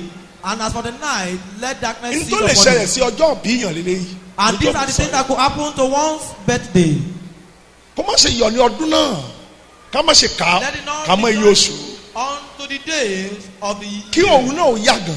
Let it not come into the number Kí of òun the month. ayọ̀ Alone, let that kó má night ṣe wọnú ẹ̀. be sultry and Eléyìí ni mo let kórìíra those jù. boys come Kí in. àwọn tó ń fojú ọjọ́ gégùn. And let them cause it that cause the Kí day. wọ́n fi gégùn. Let them cause it that cause Àwọn the tí day. wọ́n ru múra tán láti lùlù láftánì sókè. And who So are ready to raise eléyìí ni up Job lọ their yẹ̀ voice. wò. Ṣé kì í ṣọjọ́ bí òun ni orísun ẹ̀ gbà bọ̀dé? And Job wondered whether it was his birthday that harbored evil, Tí ayé òun fi rí bí eléyìí. that made his life to be the way it was. Mo gbàdúrà. I pray orísun ibi tó gbàbọ̀dé. The source of bed has harbored evil. Kí ìbọ̀dé ó fò jáde mẹ́. So that evil come out of it. So ẹ ti ẹ sùn. Number 3. Number 3. Ẹ̀kọ́ Matthew 2 verse 1 to 11. Matthew oríkejì. Fáyọ̀ ẹ lọ́ọ̀nù pé ẹ má béèrè ibi tá a bí nìkan ẹ béèrè bá a ṣe bí. Our Herod said they should not just ask for where he was born, but how he was born. Báwo la ṣe bí ẹ? How were you born? Ẹ jọ máa mi ìfẹ́ kó fi ọgbọ́n kankan gbé ilé àwọn nǹkan wọ̀nyí sọ ṣe pàtàkì. And please ma, I don't want you to stage manage this with your wisdom. Báwo la ṣe bí ẹ? How were you born? Ṣé wọ́n fi nǹkan tẹ́lẹ̀ bí ẹ? Was any charm laid Ẹ bàbá under tẹ̀ your dàbẹ́ bed? ẹ wò mí. Look up. Ẹ mọ̀ ẹ lè jàrọ̀ mi nígbà tí àwọn bàbá tó bá fẹ́ ìyàwó láyé àtijọ́ kí ìyàwó tó wọlé ọjọ́ kìíní tí wọ́n bá sùn tí wọ́n á tẹ̀ nǹkan sábẹ́ àbàbà. Imagine our forefathers in the olden days, the day they newly married a wife, before they will copulate, the day they will copulate with the new wife, they will have to lay charm under the bed. Bàǹtẹ́ agbára ni. And what they used to lay under the bed, it is the charm of power. So nígbà tán bá sùn tí obìnrin fún ìgbà àkọ́kọ́ ìdí nìyẹn tí àwọn ọmọ àkọ́bí láì ráàánú wọn kì í là. And when they lay charm under the bed before they copulate with the wife for the first time, that's why the firstborn don't make it easily. Láyé àtijọ́ wọ́n gbọ́dọ̀ tẹ́. In those days they must lay lẹ́yìn tán charm bá sùn tí under the obìnrin bed. tán And wọ́n after á copulating with kà. the woman, then they will remove the charm again. Wọ́n á tún tọ́jú ẹ̀. And they will keep it. Wọn ò ní lò mọ́ látọjọ́ náà. And they will not use it from that day. Nígbà mi tó wáyé pé obìnrin ò tí ì mọ ọkùnrin ẹ̀jẹ̀ tó jáde láti ìbálẹ̀ ẹ̀ wọ́n á kà. At times when the woman happens to be a virgin, the blood that comes out of the virginity will be kept. Wọ́n á dàpọ̀ mọ́ aṣọ yẹn wọ́n lọ fi pamọ́ sórí àjà. And they will keep it and wrap it with that charm and they will go and keep it on the rafter. Irú ọmọ bẹ́ẹ̀. Such a child Àtakò ni tí yóò fi jáde láyé. would experience opposition till he died. Àbí tí àánú bá wá látọ̀. Except for the intervention of mercy from gbogbo ẹni tẹ́ heaven. wà níbi 40, 50, 60, 70 tí ọ̀pọ̀ bọ̀ wá láti ilé onígbàgbọ́ bọ́n ṣe bí wà ní. And many people Nígbà àwọn ilé onígbàgbọ́. the ages of 40, 50, 60 that were not born into Christian homes. That was the way Torí we were born. gbogbo àwọn ìgbàgbọ́ tí à ń sọ yìí bí Anglican dáyé àwọn táwọn bàbá ìyẹn iṣẹ́ ìgbàgbọ́ rárá àwọn ní And nǹkan tí wọ́n ń lò. the kind of Christianity that they used to practice in those days in Orthodox Mo sọ fún churches, yín lọ́jọ́ they tí have some other terms they were using alongside. lọ́jọ́ tí àbúrò bàbá mi wá bí ibẹ̀ wọ́n jókòó sí. And I told you Wọ́n sì about máa ń wá my nísìnyí. uncle, my father's younger brother that came here the first time. Ó jókòó ó rí èrò And he saw the congregation. bá a ṣe parí. Immediately after the Ló wá bá service, mi. he came to meet me. Àwé. And he beckoned to me and said, I will come. Ó lérò yìí ti pọ̀ jù. Said, this congregation is too much. Ṣé mò ń dira o? I hope you are empowering yourself. Ṣé mò ń dira wá o? I hope Torí ayé you burú empower ayé yourself. mo kó jọ yìí o. And because wicked people are terrible and you have gathered them all. Mo ní rárá o. And I said, Agbára no. Ọlọ́run wà. Ó ní kí n fi yẹn lẹ̀. Said, leave that one aside. Ó dàgbà Ọlọ́run wà ṣọ́ọ̀ṣì àwọn náà. I said, there's no God in their own church. Nílùú as wa. well. In our Ó village. lọ́jọ́ kan tí wàhálà ṣẹlẹ̀ ní ṣọ́ọ̀ tí wọ́n gbé bọ́dé. Ó ní tí pásítọ̀ wọn sọ pé hi. And he said the day there was trouble in the church and the people came with guns. And the pastor said, wow. Ó ní bàbá lọ. And he said the Ó pastor lọ ìgbé ha ṣe pásítọ̀ àwọn náà gbọ́dọ̀ tó rí tó wípé hey. Ó ní ilé ló ń bára wọn pé ó ní bàtà wọn rẹ lọ́jọ́ kejì mọ́tò pé ó káre ọmọkùnrin pé ha. And I did the same thing. I made the Ó same ní ṣe bí ṣọ́ọ̀ṣì náà nìyẹn. I said, is that not a church? Mo ní rárá I said, agbára no. Ọlọ́run ló wà bí. It is the power of God that is present here. Mo gbàdúrà. I pray. Ayé ò ní fọjọ́ kan mú ẹ. Olùfẹ́ mi ọ̀nà wo ni wọ́n gbà bí ẹ? Beloved, how were you born? Kò sẹ́ni tó gbẹ̀bí Jésù Olúwa, àwọn áńgẹ́lì Olúwa ló wà bí gbẹ̀bí à. And no one took the delivery of the Lord Jesus. It was the angels of God that were there. Kí wọ́n fi tẹ́lẹ̀ ìbí ẹ̀. What did they lay your birth with? Ǹjẹ́ ọmọ tí ìyá ẹ fi ra ìdodo kan tó bí ẹ? Do you know what your mother used to rub and navel with before you Ǹjẹ́ o were mọ̀ born? pé bóyá wọ́n gbé oyún ẹ̀kọ́ pẹ̀lú adìyẹ tàbí àbábà ni? And do you know whether they nailed your pregnancy or they used a charm with a chicken or a fowl to hang it? Oṣù kẹsàn-án ni wọ́n ti lọ tó lọ yọ àbá. And on the 9th month of your pregnancy, they removed the nail. Ǹjẹ́ o mọ̀? And do you know? Bóyá yẹ̀pẹ̀ wọn fi pilẹ̀ bí ẹ̀. Pé kó sáà máa bọ́ọ̀lẹ̀ sáà ni. ibi tó burú sílẹ̀ olùfẹ́. And this is where it's serious. mo mọ̀ pé ẹ ti dàtún bí. I know you are born again. wà á ní láti ja ogun yìí. But we need to fight this battle. àwọn ogun wọ̀nyí ni òfin wálẹ̀ tí wọn ò jẹ́ ká gbádùn Ọlọ́run 100%. And these are the battles that have not left us alone to enjoy God mo mọ̀ pé ẹ ti 100%. dàtún bí. I know you are born again. mọ àwọn agbára tí ò jẹ́ kẹ́ ẹ lọ́wọ́ à ń bẹ̀. But there's some part that have not allowed you to make a headway. bàbá ẹ̀yin bàbá ẹ bá mi sọ̀rọ̀ àwọn agbára wọ̀nyí ló jẹ́ kẹ́ ẹ kó nǹkan jọ tí òjò dúró. Our fathers talk to me. It is this part that have allowed you to make savings without anything to achieve with ọ̀gá it. kí ló fẹ́ sọ fún ọmọ kékeré ọmọ ọjọ́ kan tí wọ́n ti ń fún ní hàntú. What would you say about a child that was born, a day-old child that is being given the first concussion? tó mu hàntú wọn ọmọ 12 years And old. he takes this till he attains the age tó of ti lọ 12. káàkiri gbogbo iṣan inú egungun And inú which omi has ara. circulated around the entire body, the kí bone. ló fẹ́ sọ pé ọmọ ọjọ́ kan tó ṣe ẹ̀bí tán dagbẹ́rẹ́ mẹ́fà bò. And what would you say about a day-old child that ara tí ò tí ì gbó ẹ̀jẹ̀ tí ò tí ì gbó They cover- wọ́n sì ń yá. they cover with charms? kí ló fẹ́ sọ ìfẹ́ wo mí.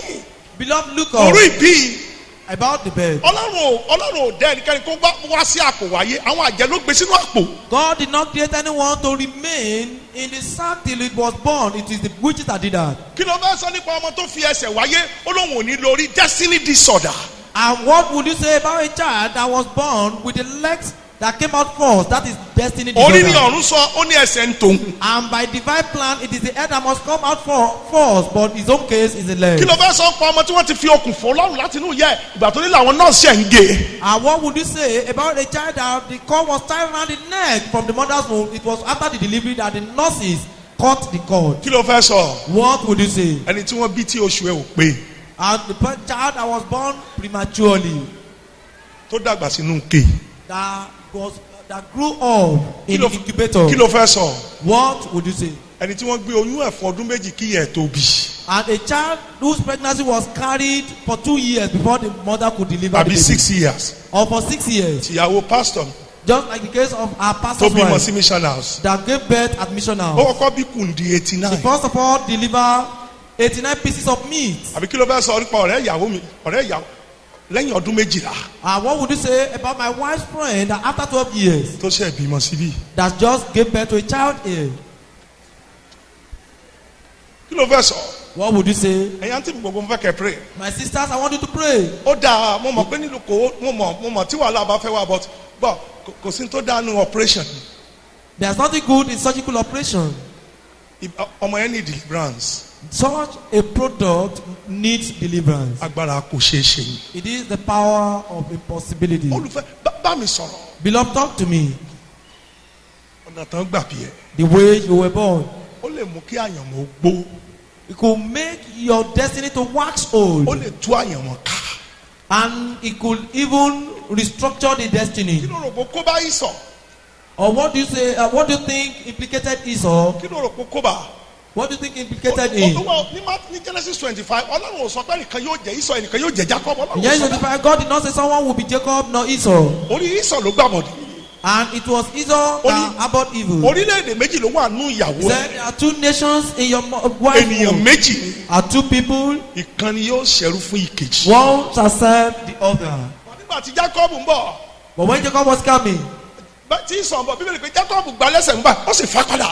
and when Esau was coming, láti the inú Bible says láti that inú. Jacob held the leg and drew him back right from the womb. Jacob jáde lẹ́yìn náà ló kan Ísọ̀.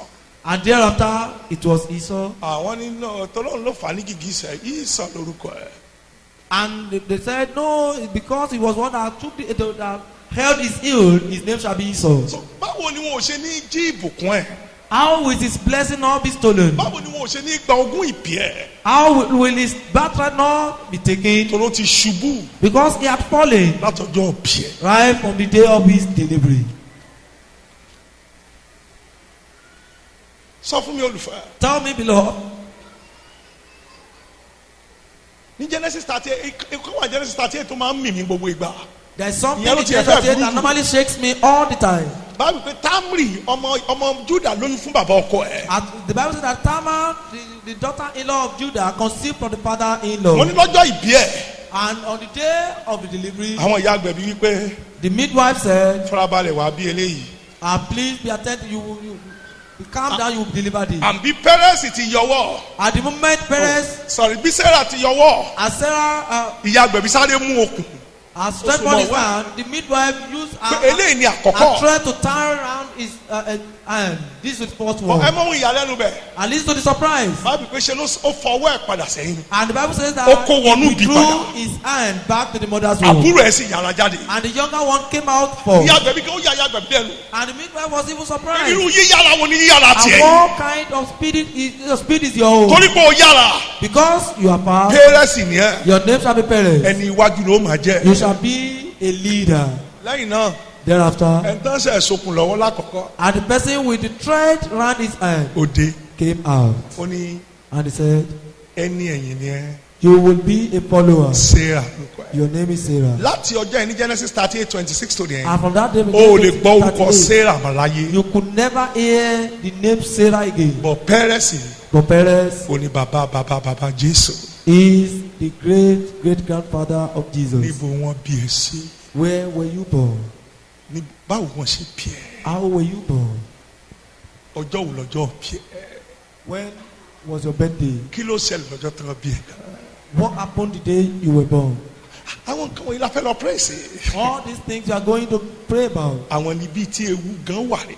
And this is where dangers lie. Mo fẹ́ kí àmì jẹ́ adégbà yìí nígbà tí n bá gbàdúrà. I want you to say aloud amen when I pray. Látòní lọ ìràwọ̀ ẹ kó jáde nínú àhámọ́. From today, may your star come out of the cave. Ẹ jẹ́ akẹ́kọ̀ọ́ number 7, ẹ jẹ́ akẹ́kọ̀ọ́ number 4, ẹ jẹ́ akẹ́kọ̀ọ́ kẹ̀karùn. Let's learn the 5th lesson. Gbogbo ọjọ́ tó o bá ti wáyé ní ìràwọ̀ ẹ tẹ̀lé ẹ. And the day you come to this world, that's the day your star followed you. But èèyàn mélòó ló rí ìràwọ̀ ẹ? Ibi tí àdúrà Christ wà wà lónìí lélẹ̀. And this is where the prayers of Christ were alive. Èmi ni wọ́n ṣe fún kì í ṣaláàtà. It is And for that me, is what you- not for the outsider. Ní Olúbàdàn estate ń bí. At Olubasan Estate, Mo ń ṣèkómọ ọmọ mẹ́mbà wa. I was Jajire, so conducting the Oraye. naming ceremony of a member's child as a young evangelist. Mo ṣe gbé dání. And as I held the baby, Olúwa ní God said, wọ́n máa ń pínràwọ̀ ẹ̀ lẹ́yìn. they are sharing the baby's star at the back. Àmì ò tí ì dàgbà tó yìí o. And I was not this Mo lẹ́yìn tẹ́ ẹ pínràwọ̀ ọmọ yìí. And I said, those of you sharing the stars of this baby, Ẹrú. be destroyed. Àwọn màmá yẹn ń wò mí báyìí.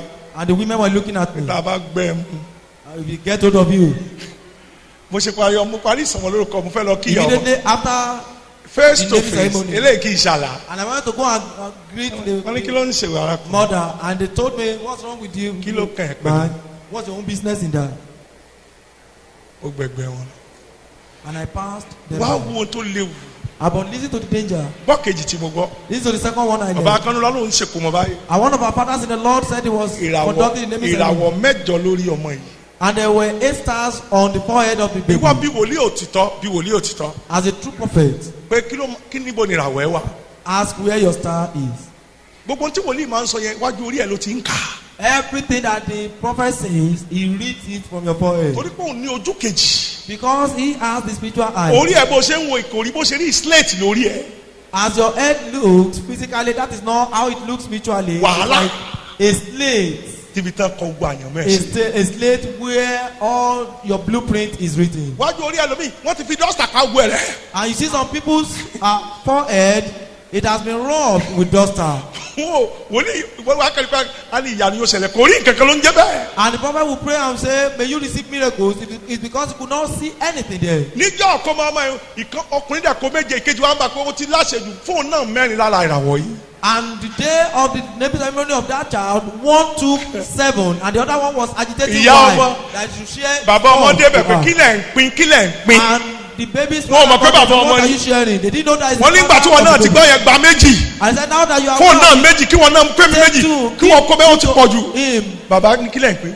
And the man said, what are you sharing? Wọ́n ní ìràwọ̀ ọmọ tó wà And he wájú. said, the stars of the baby in front. Bàbá yẹn lọ́ọ̀kà àwọn méjèèjì. And the man locked them up. Now Now, lọ́jọ́ tiẹ̀ the day of your own naming ọjọ́ ceremony, ìkómọ ẹ̀ the day you were Christian, ta ló wá bẹ̀ who attended, ta ló kó who conducted ta ló mọ̀ it, and who Who looted it? Who knew? Àwọn kan ń dàgbà ní kòròfo. Some people are growing in emptiness. Wà á rí i pé ó lè fún ọkùnrin láti ní connect. Wọn kò sẹ́ni tó connect torí nítorí fẹ́ connect wọ́n ti jí. And you realize that it's difficult for some of you to have connection because there is nothing to be connected with. What they are supposed to be connected with has Gbogbo been tó bá ti looted. lọ fún iṣẹ́ tàbí gbogbo nǹkan wọ́n á reject ẹ̀. And you realize that if you go for a job or for a contract, you are going to be rejected. It's because that connection has been looted away. Wà á rí bí ìsísí pé ẹnìkan kan ò pẹ́ torí tó lè connect ọkùnrin wọ́n ti jí. And you realize that as a spinster, no man has wooed you because one could connect you to a man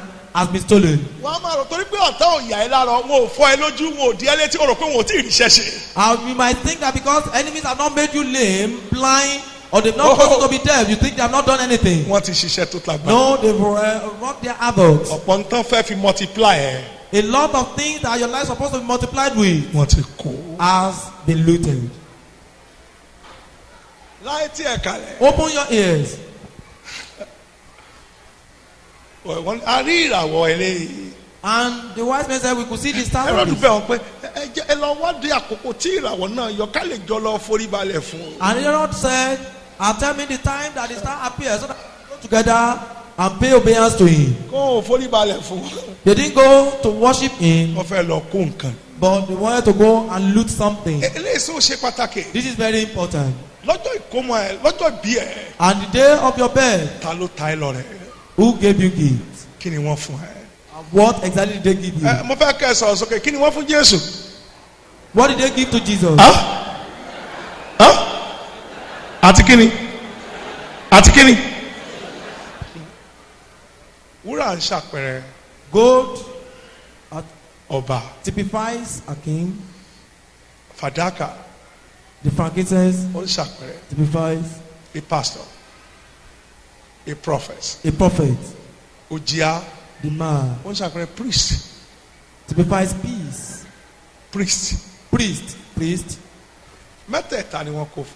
The three were given to him. Àwọn olówó á kí wọ́n.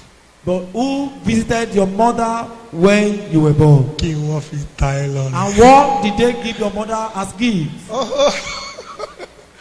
Ìtàn fi ta ẹ lọ rẹ̀ náà ló sì ń lò yìí.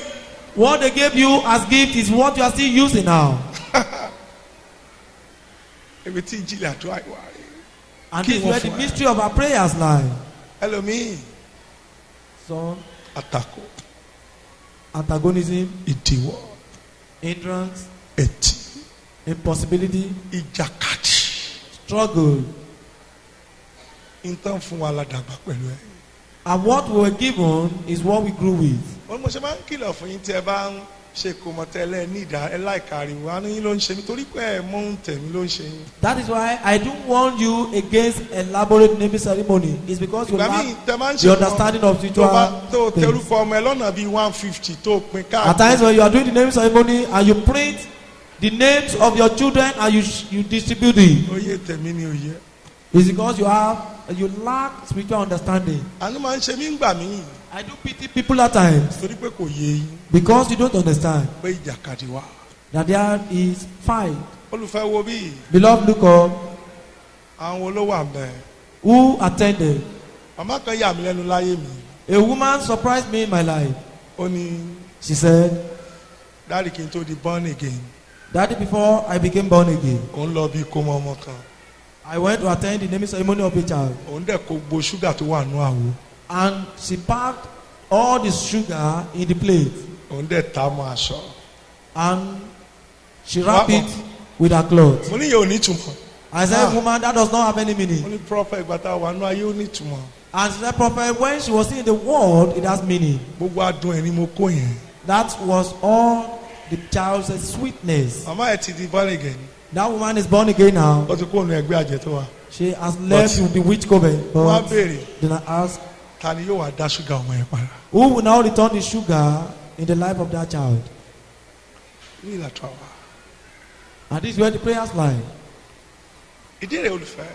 That is why, beloved, Gbogbo ẹni tí Ọlọ́run lò nú Báíbù pátá. everyone God used in the Bible, Ọlọ́run ló mójútó ìbí wọn. God took care of their birth. Ọ̀pọ̀lọpọ̀ yín lẹ̀ mọ̀. Many of you do not know Ìbí Isaac. the birth of Isaac. Ọlọ́run ló supervise ẹ̀. God supervised it.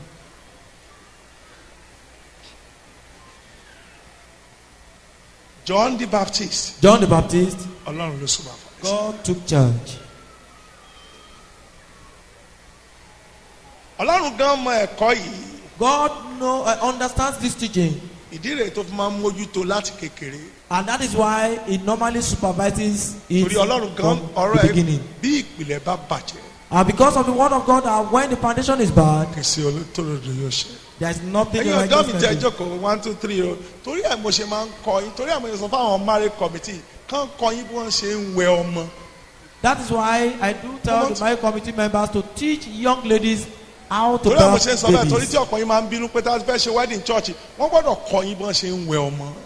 That anyone that wants to wed in the church should be taught how to birth babies. Torí kò sí tó ń jẹ́ ìyá ọkọ kò sí tó ń jẹ́ ìyá ìyàwó ǹjẹ́ ó dààmú. And there's nothing called inviting your mother-in-law from both or either sides. Ẹni tó wá gbé ọmọ ẹ bóyá ọwọ́ 20 ló ní sóhun. And you know if the mother-in-law from either side has up to 20 fingers. Because mo gbọ́ pé wọ́n sọ pé ọ̀pọ̀lọpọ̀ yín máa ń bí kò yí ẹni. And all the many things that many of us do is because we don't understand. Màámi. My mother. Ẹni tó wù ẹ́ kò ṣe wù ẹ́ yè. And the person that took care of you, why is it that he could not keep you alive? Lójú ẹ̀ náà ni wọ́n ṣe fọwọ́ sí ẹ lára.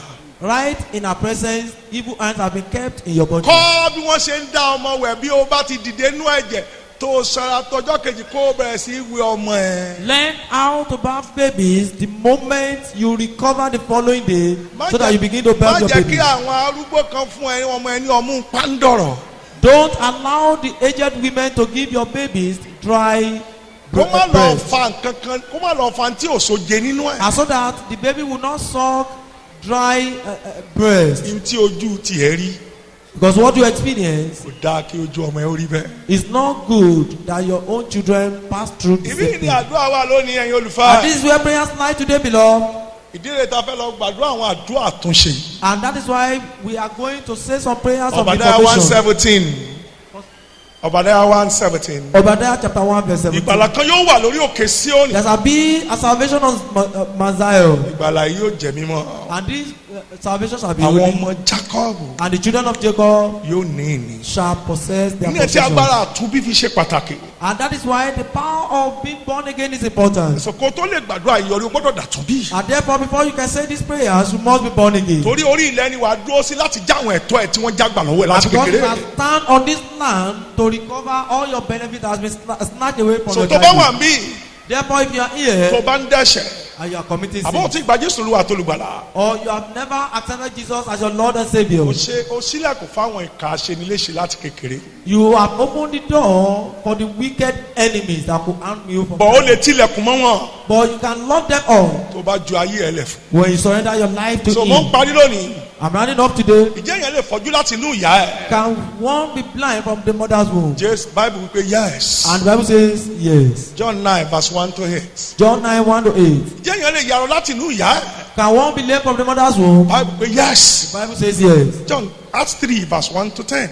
Acts chapter 3 verses 1-10. Ìjẹ́ ènìyàn ayé yẹn lè bàjẹ́ láti inú ìyá. Bible wípé yes. Can one's life be ruined from the mother's womb? The Bible says yes. Genesis 38. Genesis 38, 24-26. 24-26. Ìjẹ́ ènìyàn lè di alágbèlá. Bible wípé yes. Can one be a beggar from the mother's womb? The Bible says yes. Yes. Jabez.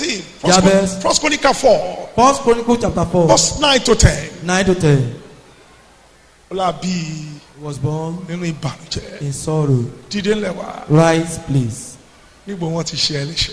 Where were you at? Ẹ̀yin olùfà, Beloved, wọ́n fẹ́ ká pray díẹ̀ ìṣẹ́jú. I want us to pray a bit.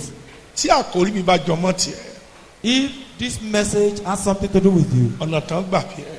the way you were born, Ibi tí wọ́n bí ẹ sí, where you were born, àwọn tó bí ẹ. and those who gave birth to you, Ntán jí lọ lára ẹ. what they carted away from you, Àwọn tó wà ń bí kò mọ ẹ. those who attended your naming ceremony, Àwọn tí wọ́n jí làárọ̀ ẹ. those who stole your stars. Mo fi kàn ẹ́ lójú pé And I assure you openly that wọ́n ti ṣe ẹ léṣe they have already harmed you láti kékeré. from childhood. Sọ. Wájú mi yóò gba àwọn ọmọ àbọ̀ wájú kò má mi má yẹn. If you are such, Tí àkórí mi bá jọmọ́ tiẹ̀. if this message has something to do with your life, Good.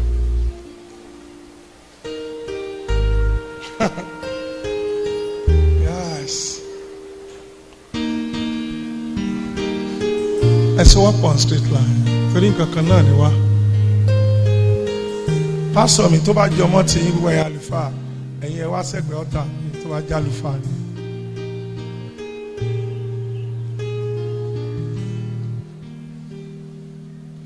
Tó bá jẹ́ abiyamọ bí tó bá bí ọmọ lọ́nà tí kìí ṣe ìrere, o ní láti dìde kó stand for ọmọ yẹn. And you give birth to a child in a way that is outside the gospel. You have to stand. Ìyá ọkọ ẹ ló fún ẹ lónìí. Wọ́n gbé àgbo fún ẹ ni wọ́n gbé òkú fún ẹ ni. That gave you a Kò fi tẹ́lẹ̀ ọmọ náà. Or anything to lay the foundation of the birth of the child. Ọ̀nà tó bá gbà lóyún tó bá yàtọ̀ sí ìrere. If the way you took to conceive was different from the gospel, O ti ṣe ọmọ yẹn léṣe. you have already harmed the child. Ní ẹ next Sunday, Therefore, next Sunday, àwọn ọmọ yín ló kù tí mo fẹ́ minister sí. and it is the turn of your children for me to minister to Ọmọ tí wọ́n ṣe léṣe. the harmed Ẹjọ́ fọ́sọ̀ children. ó mọ̀ bọ̀bá wípé kò sí àìmọ̀ nínú ìjọba ẹ̀mí. Ó ní àwọn èèyàn mi náà ń kú torí wọn ò ní mọ̀. And though you might not know, but the Bible says there is no ignorance in spiritual realm, because the Bible says, "My people perish for lack of knowledge." Ó ní gbogbo ọlọ́lá àwọn Isaiah 5:13 ní gbogbo And ọlọ́lá all àwọn their àtọmọdé noble. gbogbo wọn lọ sóko ẹrú They go into slavery torí òye kò sí. because there is no understanding. Ibi ni wàhálà la wa. And this is very So serious. tó bá bí ọmọ lọ́nà bẹ́ẹ̀. So if you get back to a child in that way, Wòlíì tó mo ṣe àmọ̀ pé wòlíì tó fún mi lómi mo lóògùn ni àwọn ti tẹ́ nǹkan pẹ̀lú ọmọ I yẹn. later got to know that the prophet that gave me water practiced child. Tó bá jẹ́ abiyamọ join wọn. If you are a mother, come and join the Gbogbo àwọn yòókù dìde dúró mi tó people wà. in front. The rest of us, let us rise Lọ́wọ́ ẹ̀ sókè. and raise your hands. Tó bá ní Muslim bat, If you have Muslim background, please wá join wọn. please come and join the people in front. Àti ẹ lé ju gbogbo àwọn tó tún dúró yìí. Torí ọjọ́ mẹ́jọ ni wọ́n fa irun ẹ̀. Because on the 8th day, they shaved the hair on your head. So ibi tí àáfàá kó lọ bí ìmọ̀. Where the apart took the hair to, I don't know. Bọ̀ ọ̀rẹ́ mi tó jẹ́ Muslim tó ti di wòlíì ńlá lónìí, wòlíì ló sọ fún mi pé nígbà tí A friend of mine tí that is bàbá not a prophet told me wọ́n bá gbarun àwọn èèyàn yẹn, àwọn yóò fi hàn tú fáwọn olówó ni.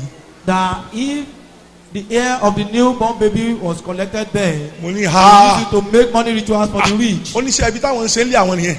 And he said that was the kind of evil things they were doing in their own family. Terrible. Gbé ọwọ́ sókè. Raise your hands. Gbogbo ẹ̀yin ìjọ tó bá jọmọ ìjọ Christ àdìde dúró lẹ́yìn níbi tó bá wà. If you are a member of Christ Power, rise where you are at the back.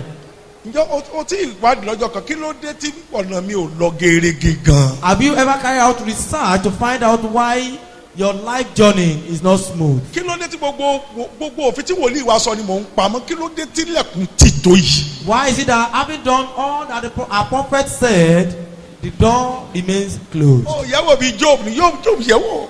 And why don't you examine it like Job did? Job nìkan kọ́ mi fẹ́ gbá ẹlọ́kùn Jeremiah gan yẹ̀wò pé Not only Job, Jeremiah also did the same báwo ni thing. bí òun ṣe le tó yìí. How was his own birth like this?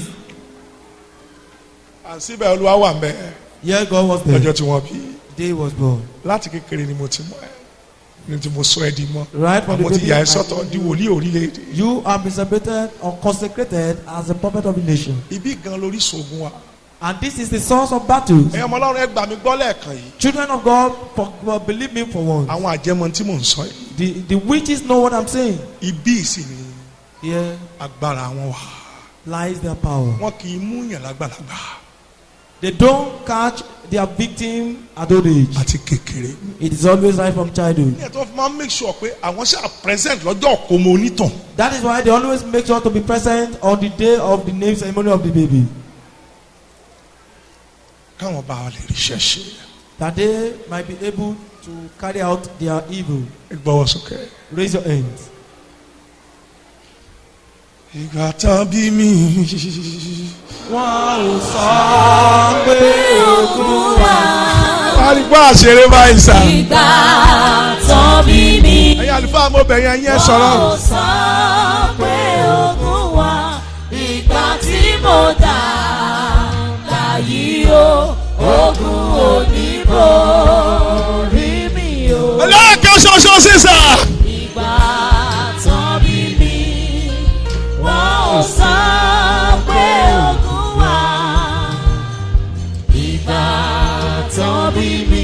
Mo fẹ́ràn àkòrí Wọ́n ìdúró. ò sọ pé ogun wà. Ìgbà tí mo ń dàgbà yóò ìdílé onímọ̀ rí mi o. Ẹgbẹ́ ọwọ́ yín sókè. Raise your hands. Ó kò ká. One more. Wọ́n gbé pásọ̀ kan wá bá mi sá. Ó ní ní tí mò ń bá yín sọ yìí. Ìpè mi ti gbà kẹ́mi tó wá bá yín. Despite pé ọ̀nà kan gbà bí mi jọmọ́ ìrìnbọ̀ síbẹ̀ mi ò gbàgbọ́ torí ogun kò dẹ́nikẹ́ni mọ́. Despite the fact that the way I was born has to do with Christianity. Pastor yìí wàásù. Does not record with anybody. Pastor yìí wàásù. And this pastor Ní was ìsọjí preaching ìta gbangba. in an open crusade, Ó sì dìbò lulẹ̀. and he fell. Wọ́n gbé láti ibi tó ṣe ń sọ̀sọ̀jí lọ́nà Èkìtì wọ́n gbé wá sí Òṣogbo níbi tí mo wà.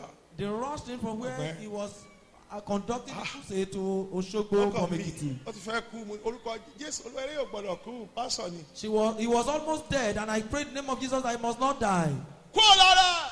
Get out of him. Ẹ̀mí ẹ̀ fọ̀n á pásítọ̀. And the Spirit spoke through him. Oníṣòwò mọ̀ pé mi ìdá sí ẹ. And you know that I have not provoked you. Ó dẹ̀ ń ṣiṣẹ́ tiẹ̀ mò ń ṣe tèmi You o. are doing your work, I am doing my own. Wọ́n lè ti fẹ́ jẹ́ sọ pé ọ̀rọ̀ Ọlọ́run ló máa ń yọjú sí o. Èmi ló ń bá sọ̀rọ̀. You've been reported to me that you normally intervene in other people's cases. Tani ẹ mọ jáde lára ẹ̀. Ó ní Keep quiet. ó wà ń bẹ́ẹ̀ gbà tí mo lọ primary school. And he said, were you there when I sent him to primary school? Mo ní rárá. And he said, no. Ó wà ń bẹ́ẹ̀ gbà tí mo lọ secondary school. Were you there when I sent him to Mo ní secondary rárá. school? I said, no. University. Mo ní rárá. University, I Ó said, ní no. náà ó jáde tó wá lọ Bible college. After I Oníṣèwọ̀ náà lè gbàrú ẹ̀. Bible college, I said, can you concede to that? Mo ní kí lorúkọ ẹ̀. What's your name? Ó ní Olúgbòlò. And he said his own name is Olugbo. Alfa. Mo ní jáde lára ẹ̀. And I said, get out of him. Olóòdè lé mi kó látọjọ́ bí ẹ̀ mo ti ń bá bọ̀. And he said, now you have cast me out, and I've been growing with him from the day he was born. Mo ní kó lọ́dọ̀ ẹ̀. And I said, get out of him. Máa lọ. Padà sí agboolé yín ibi tó ti wá. Go back to your own family compound where you came from. A fẹ́ gba serious prayer. We're about to take serious prayers. Àwọn ẹ̀mí kan ló ń ṣàkóso ẹ̀ látọjọ́ ìbí. It is some spirit that has been controlling your life from the day you Gbogbo were tí born. wọ́n ń lò fún ẹ tán fi bí ẹ̀yin agbára kan ló wà ń di ẹ̀. Everything they are using for you since you were born, there's a power behind Now. it. Now, Áńgẹ́lì Olúwa fẹ́ jà ìgbà. the agent of God wants to deliver you. Wọ́n ṣetán láti báńgẹ́lì yẹn jàjàkadì. And they are also ready. Bọ̀ ìwọ gan tí wọ́n ń jà lé lórí. Even you that they are fighting Láàárín over. 10 minutes in church wà á jà bí ìgbà tó fẹ́ dákú. Within 10 minutes in the church, you are going to pray as if you want to go into coma. Torí odidi áńgẹ́lì ẹ̀ bó ṣe lágbára tó wọ́n á fi certificate of occupancy hàn.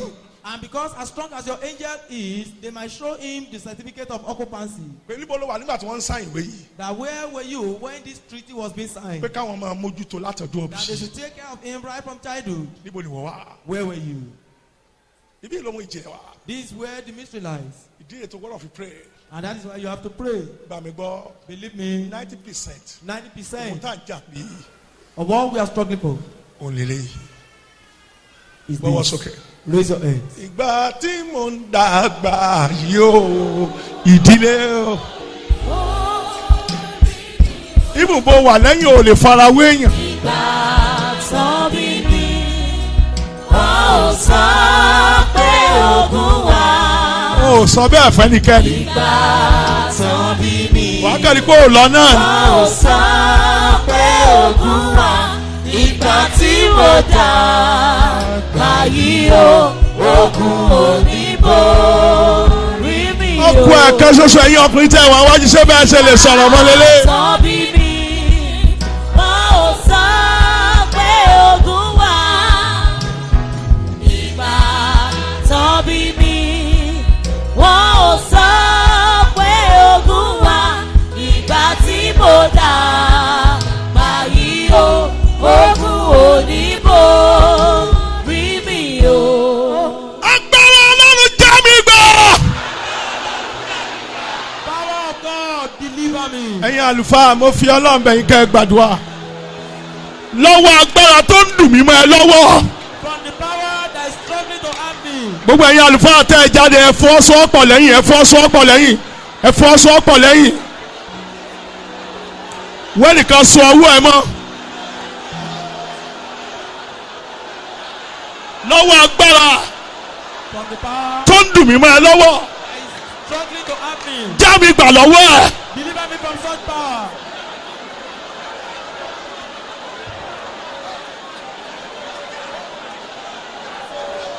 Sọ̀rọ̀.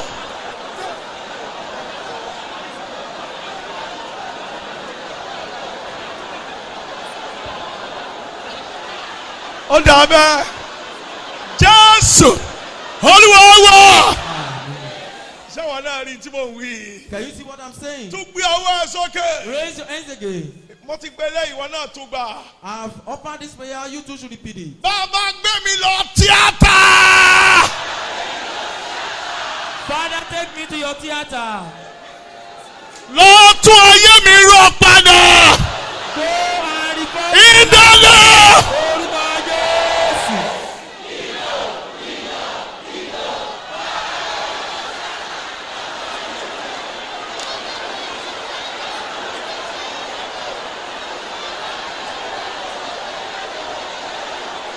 O lè ṣeré mọ́ báyìí. Mo fẹ́ràn ẹ̀yin ọ̀dọ́kùnrin ó yé yín.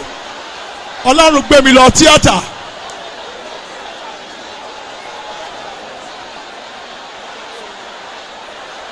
Sọ̀rọ̀. Ó wá sùn, ó wá gbàdúrà ní olùfẹ́. Ẹ gbé mi lọ tíátà. Ẹ tún ayé mi rọ padà.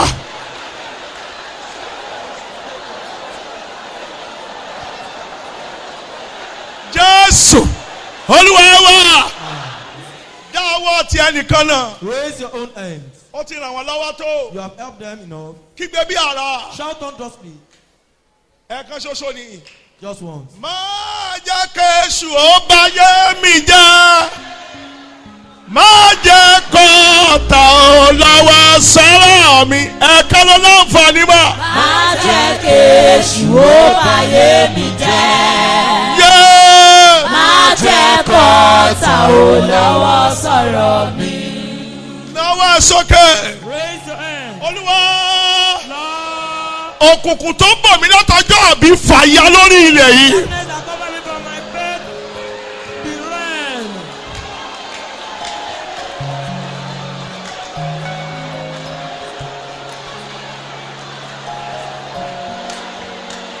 Olùfẹ́ sọ̀rọ̀. Ọlọ́run fa òkùnkùn ayé mi yà. Ètò bọ̀ mí látọjọ́ ìbí mi.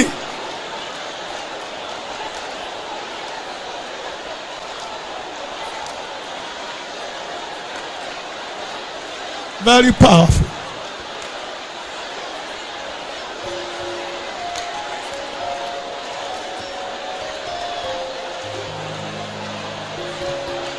Ìwọ ló sọ̀rọ̀ àti dé díẹ̀.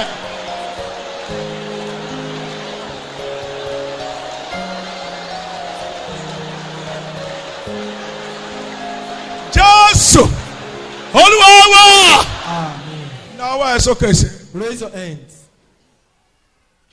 Mo ti ń rí orí ọ̀fẹ́. I have the grace. Tí n bá rí èèyàn tí ó gbàdúrà tó ń pàdúrà fún máa ń rẹ́rìn-ín. If I see someone that is not praying when the prayer is ongoing, I do laugh. Ètò máa ń rẹ́rìn-ín ni pé Why I laugh is láì ríran without seeing any vision, mo mọ ibi tí yóò parí ẹ̀ sí. I know where the person will end it. Gbà mí gbọ́. Believe me, Mo ti ń dàgbà débẹ̀. I am growing to that So tí stage. n bá rẹ́ni tí ò fẹ́ràn àdúrà. If I see someone that does not love prayer, Mo mọ̀ pé I know eruku lásán ló ń kójọ kì í ṣe property. it's just gathering dust, not property. Mo mọ̀ ta débẹ̀. I understand enemies to that extent. Náwó ẹ̀ sókè wá. Raise your hands. Má ní tọ́lá ń fún nírú adúrú nǹkan báyìí káàkiri àgbáyé kò gbọ́n ìwọ ló lóye. Don't think that someone that God has committed great things like this to all over the world is not wise. It's you that lacks Mo fẹ́ kó o understanding. faraya níbi tó o bá wà. If I ask to tear up where you are, Àjíǹde wọ́n ti ṣe mí léṣe láti kékeré. resurrection, they have helped me from my Ibù ẹ̀yin childhood. tẹ́ ẹ wà lẹ́yìn ǹjẹ́ o mọ̀ pé o ò tí ì dé ìdá kan ayé ẹ̀. Tí ì bá ṣe ọgbẹ́ tí wọ́n ń sa ẹ, o ò ní rí báyìí.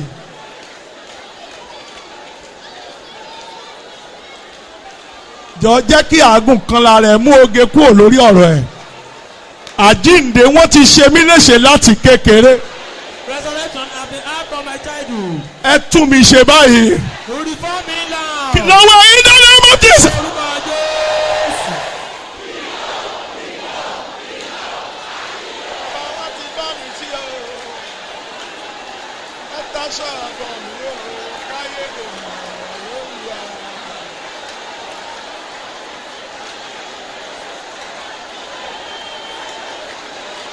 Okùn méjì péré ẹ̀yin olùmọ̀ọ́ká close.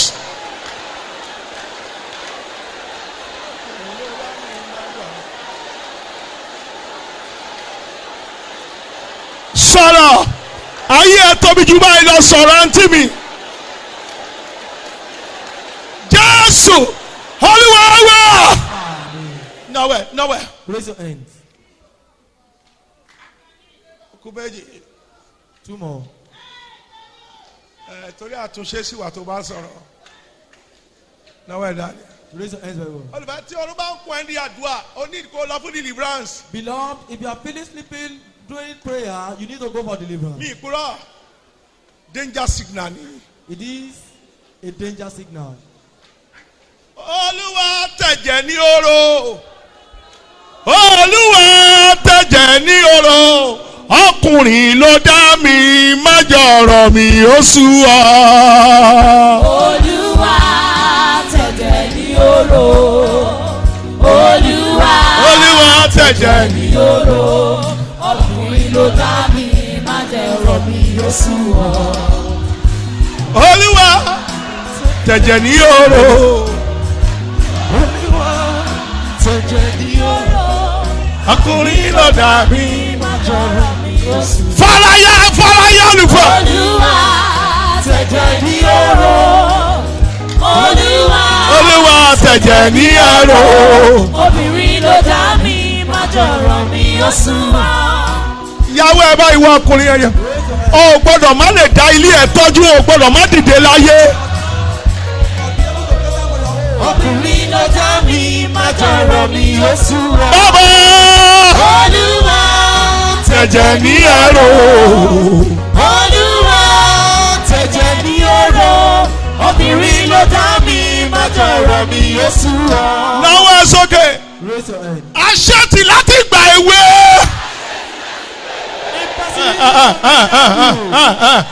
Náwó ẹ méjì sókè ni.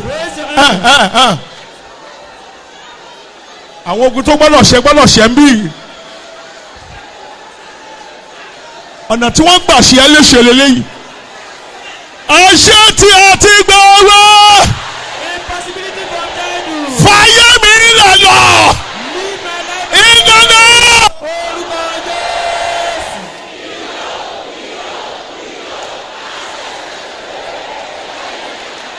Sọ̀rọ̀ mo fẹ́ràn yìí tẹ́ wà lẹ́yìn oyè yìí.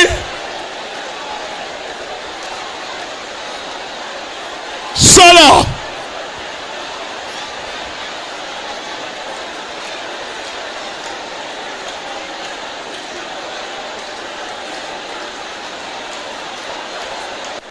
Sọ̀rọ̀.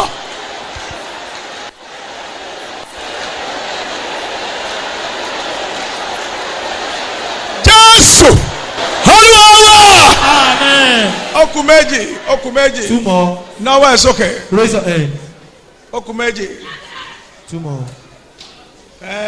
Àdúrà bíi ti pọ̀ jù á. Chọ́ọ̀chì bòmí wà lẹ́sìn ẹ̀ lè tó yẹn. If you claim that the prayer here is too much, there are other churches. Báwo ṣe máa gbáre? This is how we will continue praying. Náwó ẹ sókè wá. Raise your hand. Ìyẹn ò lè tó yẹn rárá tọ́. Please tó bá wà níbi jàre tí bàbá ẹ kò gbọ́ oyún ẹ tí kò gbóyún kò gbọ́mọ tó fi dàgbà àbí ò dá bàbá ẹ mọ̀ tó fi dàgbà. If you are here and your Láti paternity kékeré ó dẹ̀ bàbá ò ṣẹ̀ is mọ́ bàbá ẹ báyìí. controversial, Bàbá kúnlẹ̀ síwájú you are ọ̀tá here, mi your jàre. paternity was controversial, your father did not accept your pregnancy, or you don't even know your father. Wọ́n bọ̀ wá kúnlẹ̀ jàre. Please come forward and kneel down now. Wọn ò gbóyún ẹ tàbí bàbá ẹ ò tiẹ̀ gbà rárá bó tiẹ̀ kọ̀ yányán. Or your father rejected you. There was controversy over Tó bá wà níbi tí your paternity. tí oyún ẹ jẹ́ àríyànjiyàn. Please wá And if you are kúnlẹ̀. here, that your pregnancy led to controversy or Àbí- argument. Kó bá gbọ́ lé lórí tí ń kọjá I'm àdúrà. coming to lay hands on you. Your own is more than ordinary prayers. Àbí bàbá ẹ wà ń bí or you are here. Ọ̀tọ̀ ni bàbá tó bí ọ̀tọ̀ ni bàbá tó tọ́jú ẹ. And your father, your biological father is different from the father that took care of you. Wọ́n gbóyún ẹ fẹ́ lòmíì ni. That means you were given to another man Ó ṣe that mọ̀. was not your biological father. Ó ṣe mọ̀ báyìí. But you just got to know. Náwó ẹ̀ sókè. Raise your hands. Tó bá wù ẹ́ kó máa ní òní ìdí àdúrà yìí. If you like, you might claim that you don't need these prayers. Bóyá o wá nírú agboolé kan tẹ́gbòmíì tó yẹ pé ẹnìkan ló wẹ gbogbo yín dàgbà.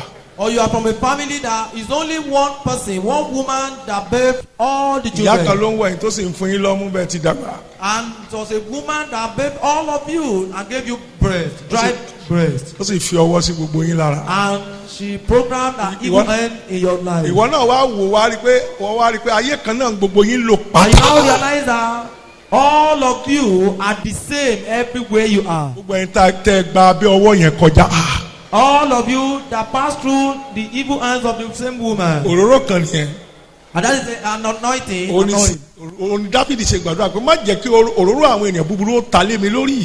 That's why David prayed that let not the oil of the wicked fall on me. Torí ojoojúmọ́ ni àdúrà mi yóò máa dojú kọ wọ́n. And because every day my prayer will be coming against them. Tí wọ́n gan bá mọ̀ pé àjẹ́ ló wẹ̀. And if you know that you were bound by a witch, Ó ní láti gbàdúrà bí lónìí. you will have to pray here very well. Àjẹ́ ló tún wẹ̀ àwọn ọmọ tó bí ẹ. And Ìyá ọkọ ẹ. your stepmother, your mother-in-law. Alágbára ni òun náà ló wẹ̀ àwọn ọmọ ẹ̀ dàgbà méjèèjì Your mẹ́tẹ̀ẹ̀ta. mother-in-law was a strong woman and she birthed all the children. Àdúrà dé. And you have to pray. Àdúrà dé. You have to Yóò pray. máa yẹ ẹ lẹ́nu.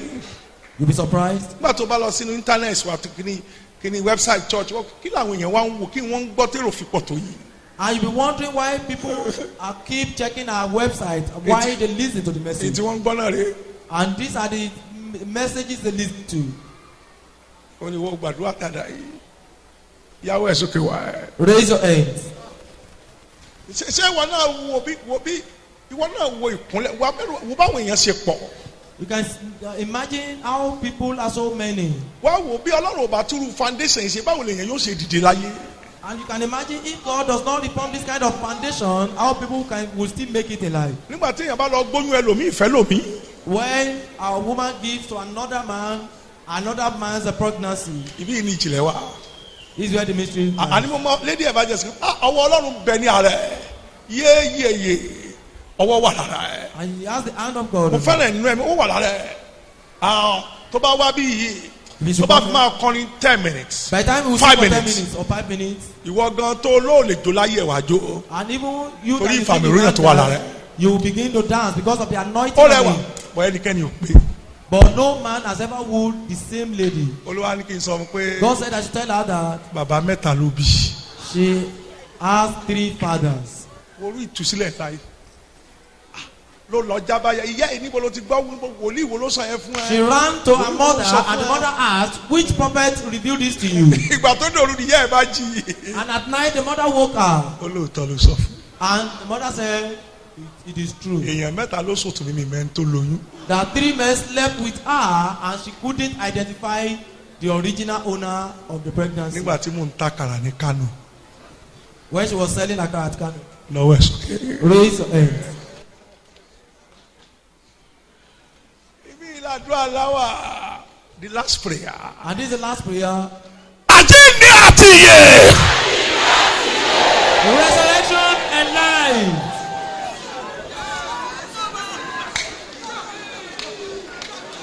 Ẹ jù mí sínú omi tó wà lábẹ́ ìtẹ́ ògo kí n jáde tògótògó. Put me in the river under the throne of glory and let me. Lọ́wọ́ ẹ̀ tó bá ti wọnú omi ẹ̀ wá yẹ̀ wò. Àdúrà náà ló ń gbà yìí. Omi tó wà lábẹ́ ìtẹ́ Ọlọ́run Elédùmarè. Ẹ jù mí síbẹ̀ kẹ́ ẹ wo egbò yìí sàn. Ẹ ju ọmọ mi síbẹ̀ kẹ́ ẹ wo àwọn ọmọ mi sàn. Omi tó wà lábẹ́ ìtẹ́ Elédùmarè. Ó yẹ àwọn èèyàn tó ń gbàdúrà.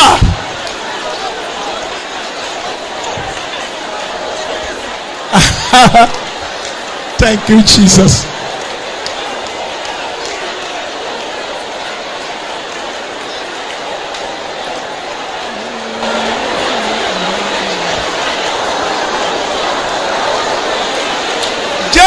Jésù Olúwa wa. Mo ti parí. That is all. Now it's okay. Raise your hand. Sunday tó ń bọ̀.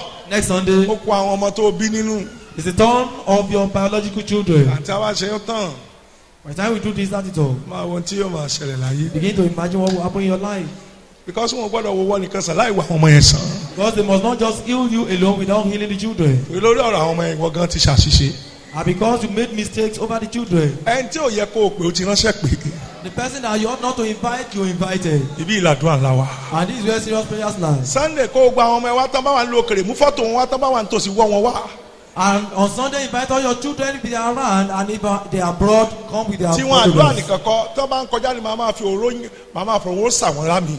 And so that when they are passing by, I'll be anointing them with oil. Kí wọ́n lè lo ògo ọ̀rẹ́ yé wọn 100%. So that they might use their full potentials and their life 100%. Ọ̀tá burú gan. Enemies are terrible. Ẹ̀nà wọ̀nyí sókè. Raise your hands. Ẹ̀ẹ̀méje ni wàá kọ́ kí n tó gbàdúrà wa ariwo ni wàá We pa are sí. going to sing several times. Alágbára forúkọ Jésù gbà mí o.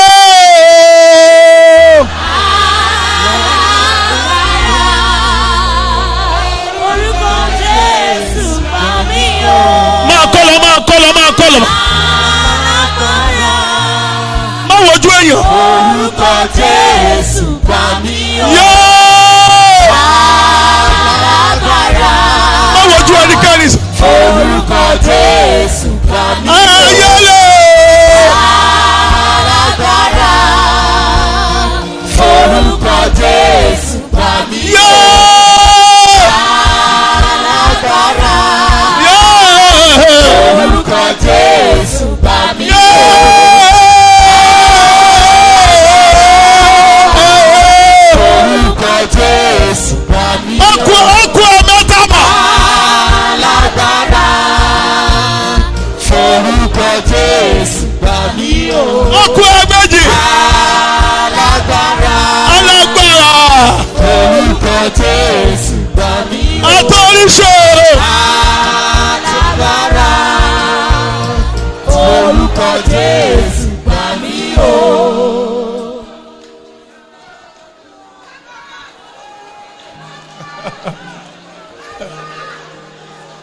Bàbá. Father, Eléyìí lohun ìjìnlẹ̀ tó dáwọn àyànfẹ́ dúró. this is the mystery that has delayed the children. Ọ̀pọ̀ àwọn àyànfẹ́ tó wà nínú Báíbùlù eléyìí náà yọ lẹ́nu. And the believers in the Bible were also troubled by this. Mo pàṣẹ lórúkọ Jésù Kìsì. I decree in the name of Jesus Christ. Mo mú iyọ̀ lọ sórísun bí ẹ. I take salt Bí Èlíṣà ṣe mú ọ lọ sí orísun Jẹ́ríkò. as Elijah took salt. Bó o ti ṣàmì ní 21 times láti orísun bí ẹ kí ayé ẹ dùn dálẹ̀.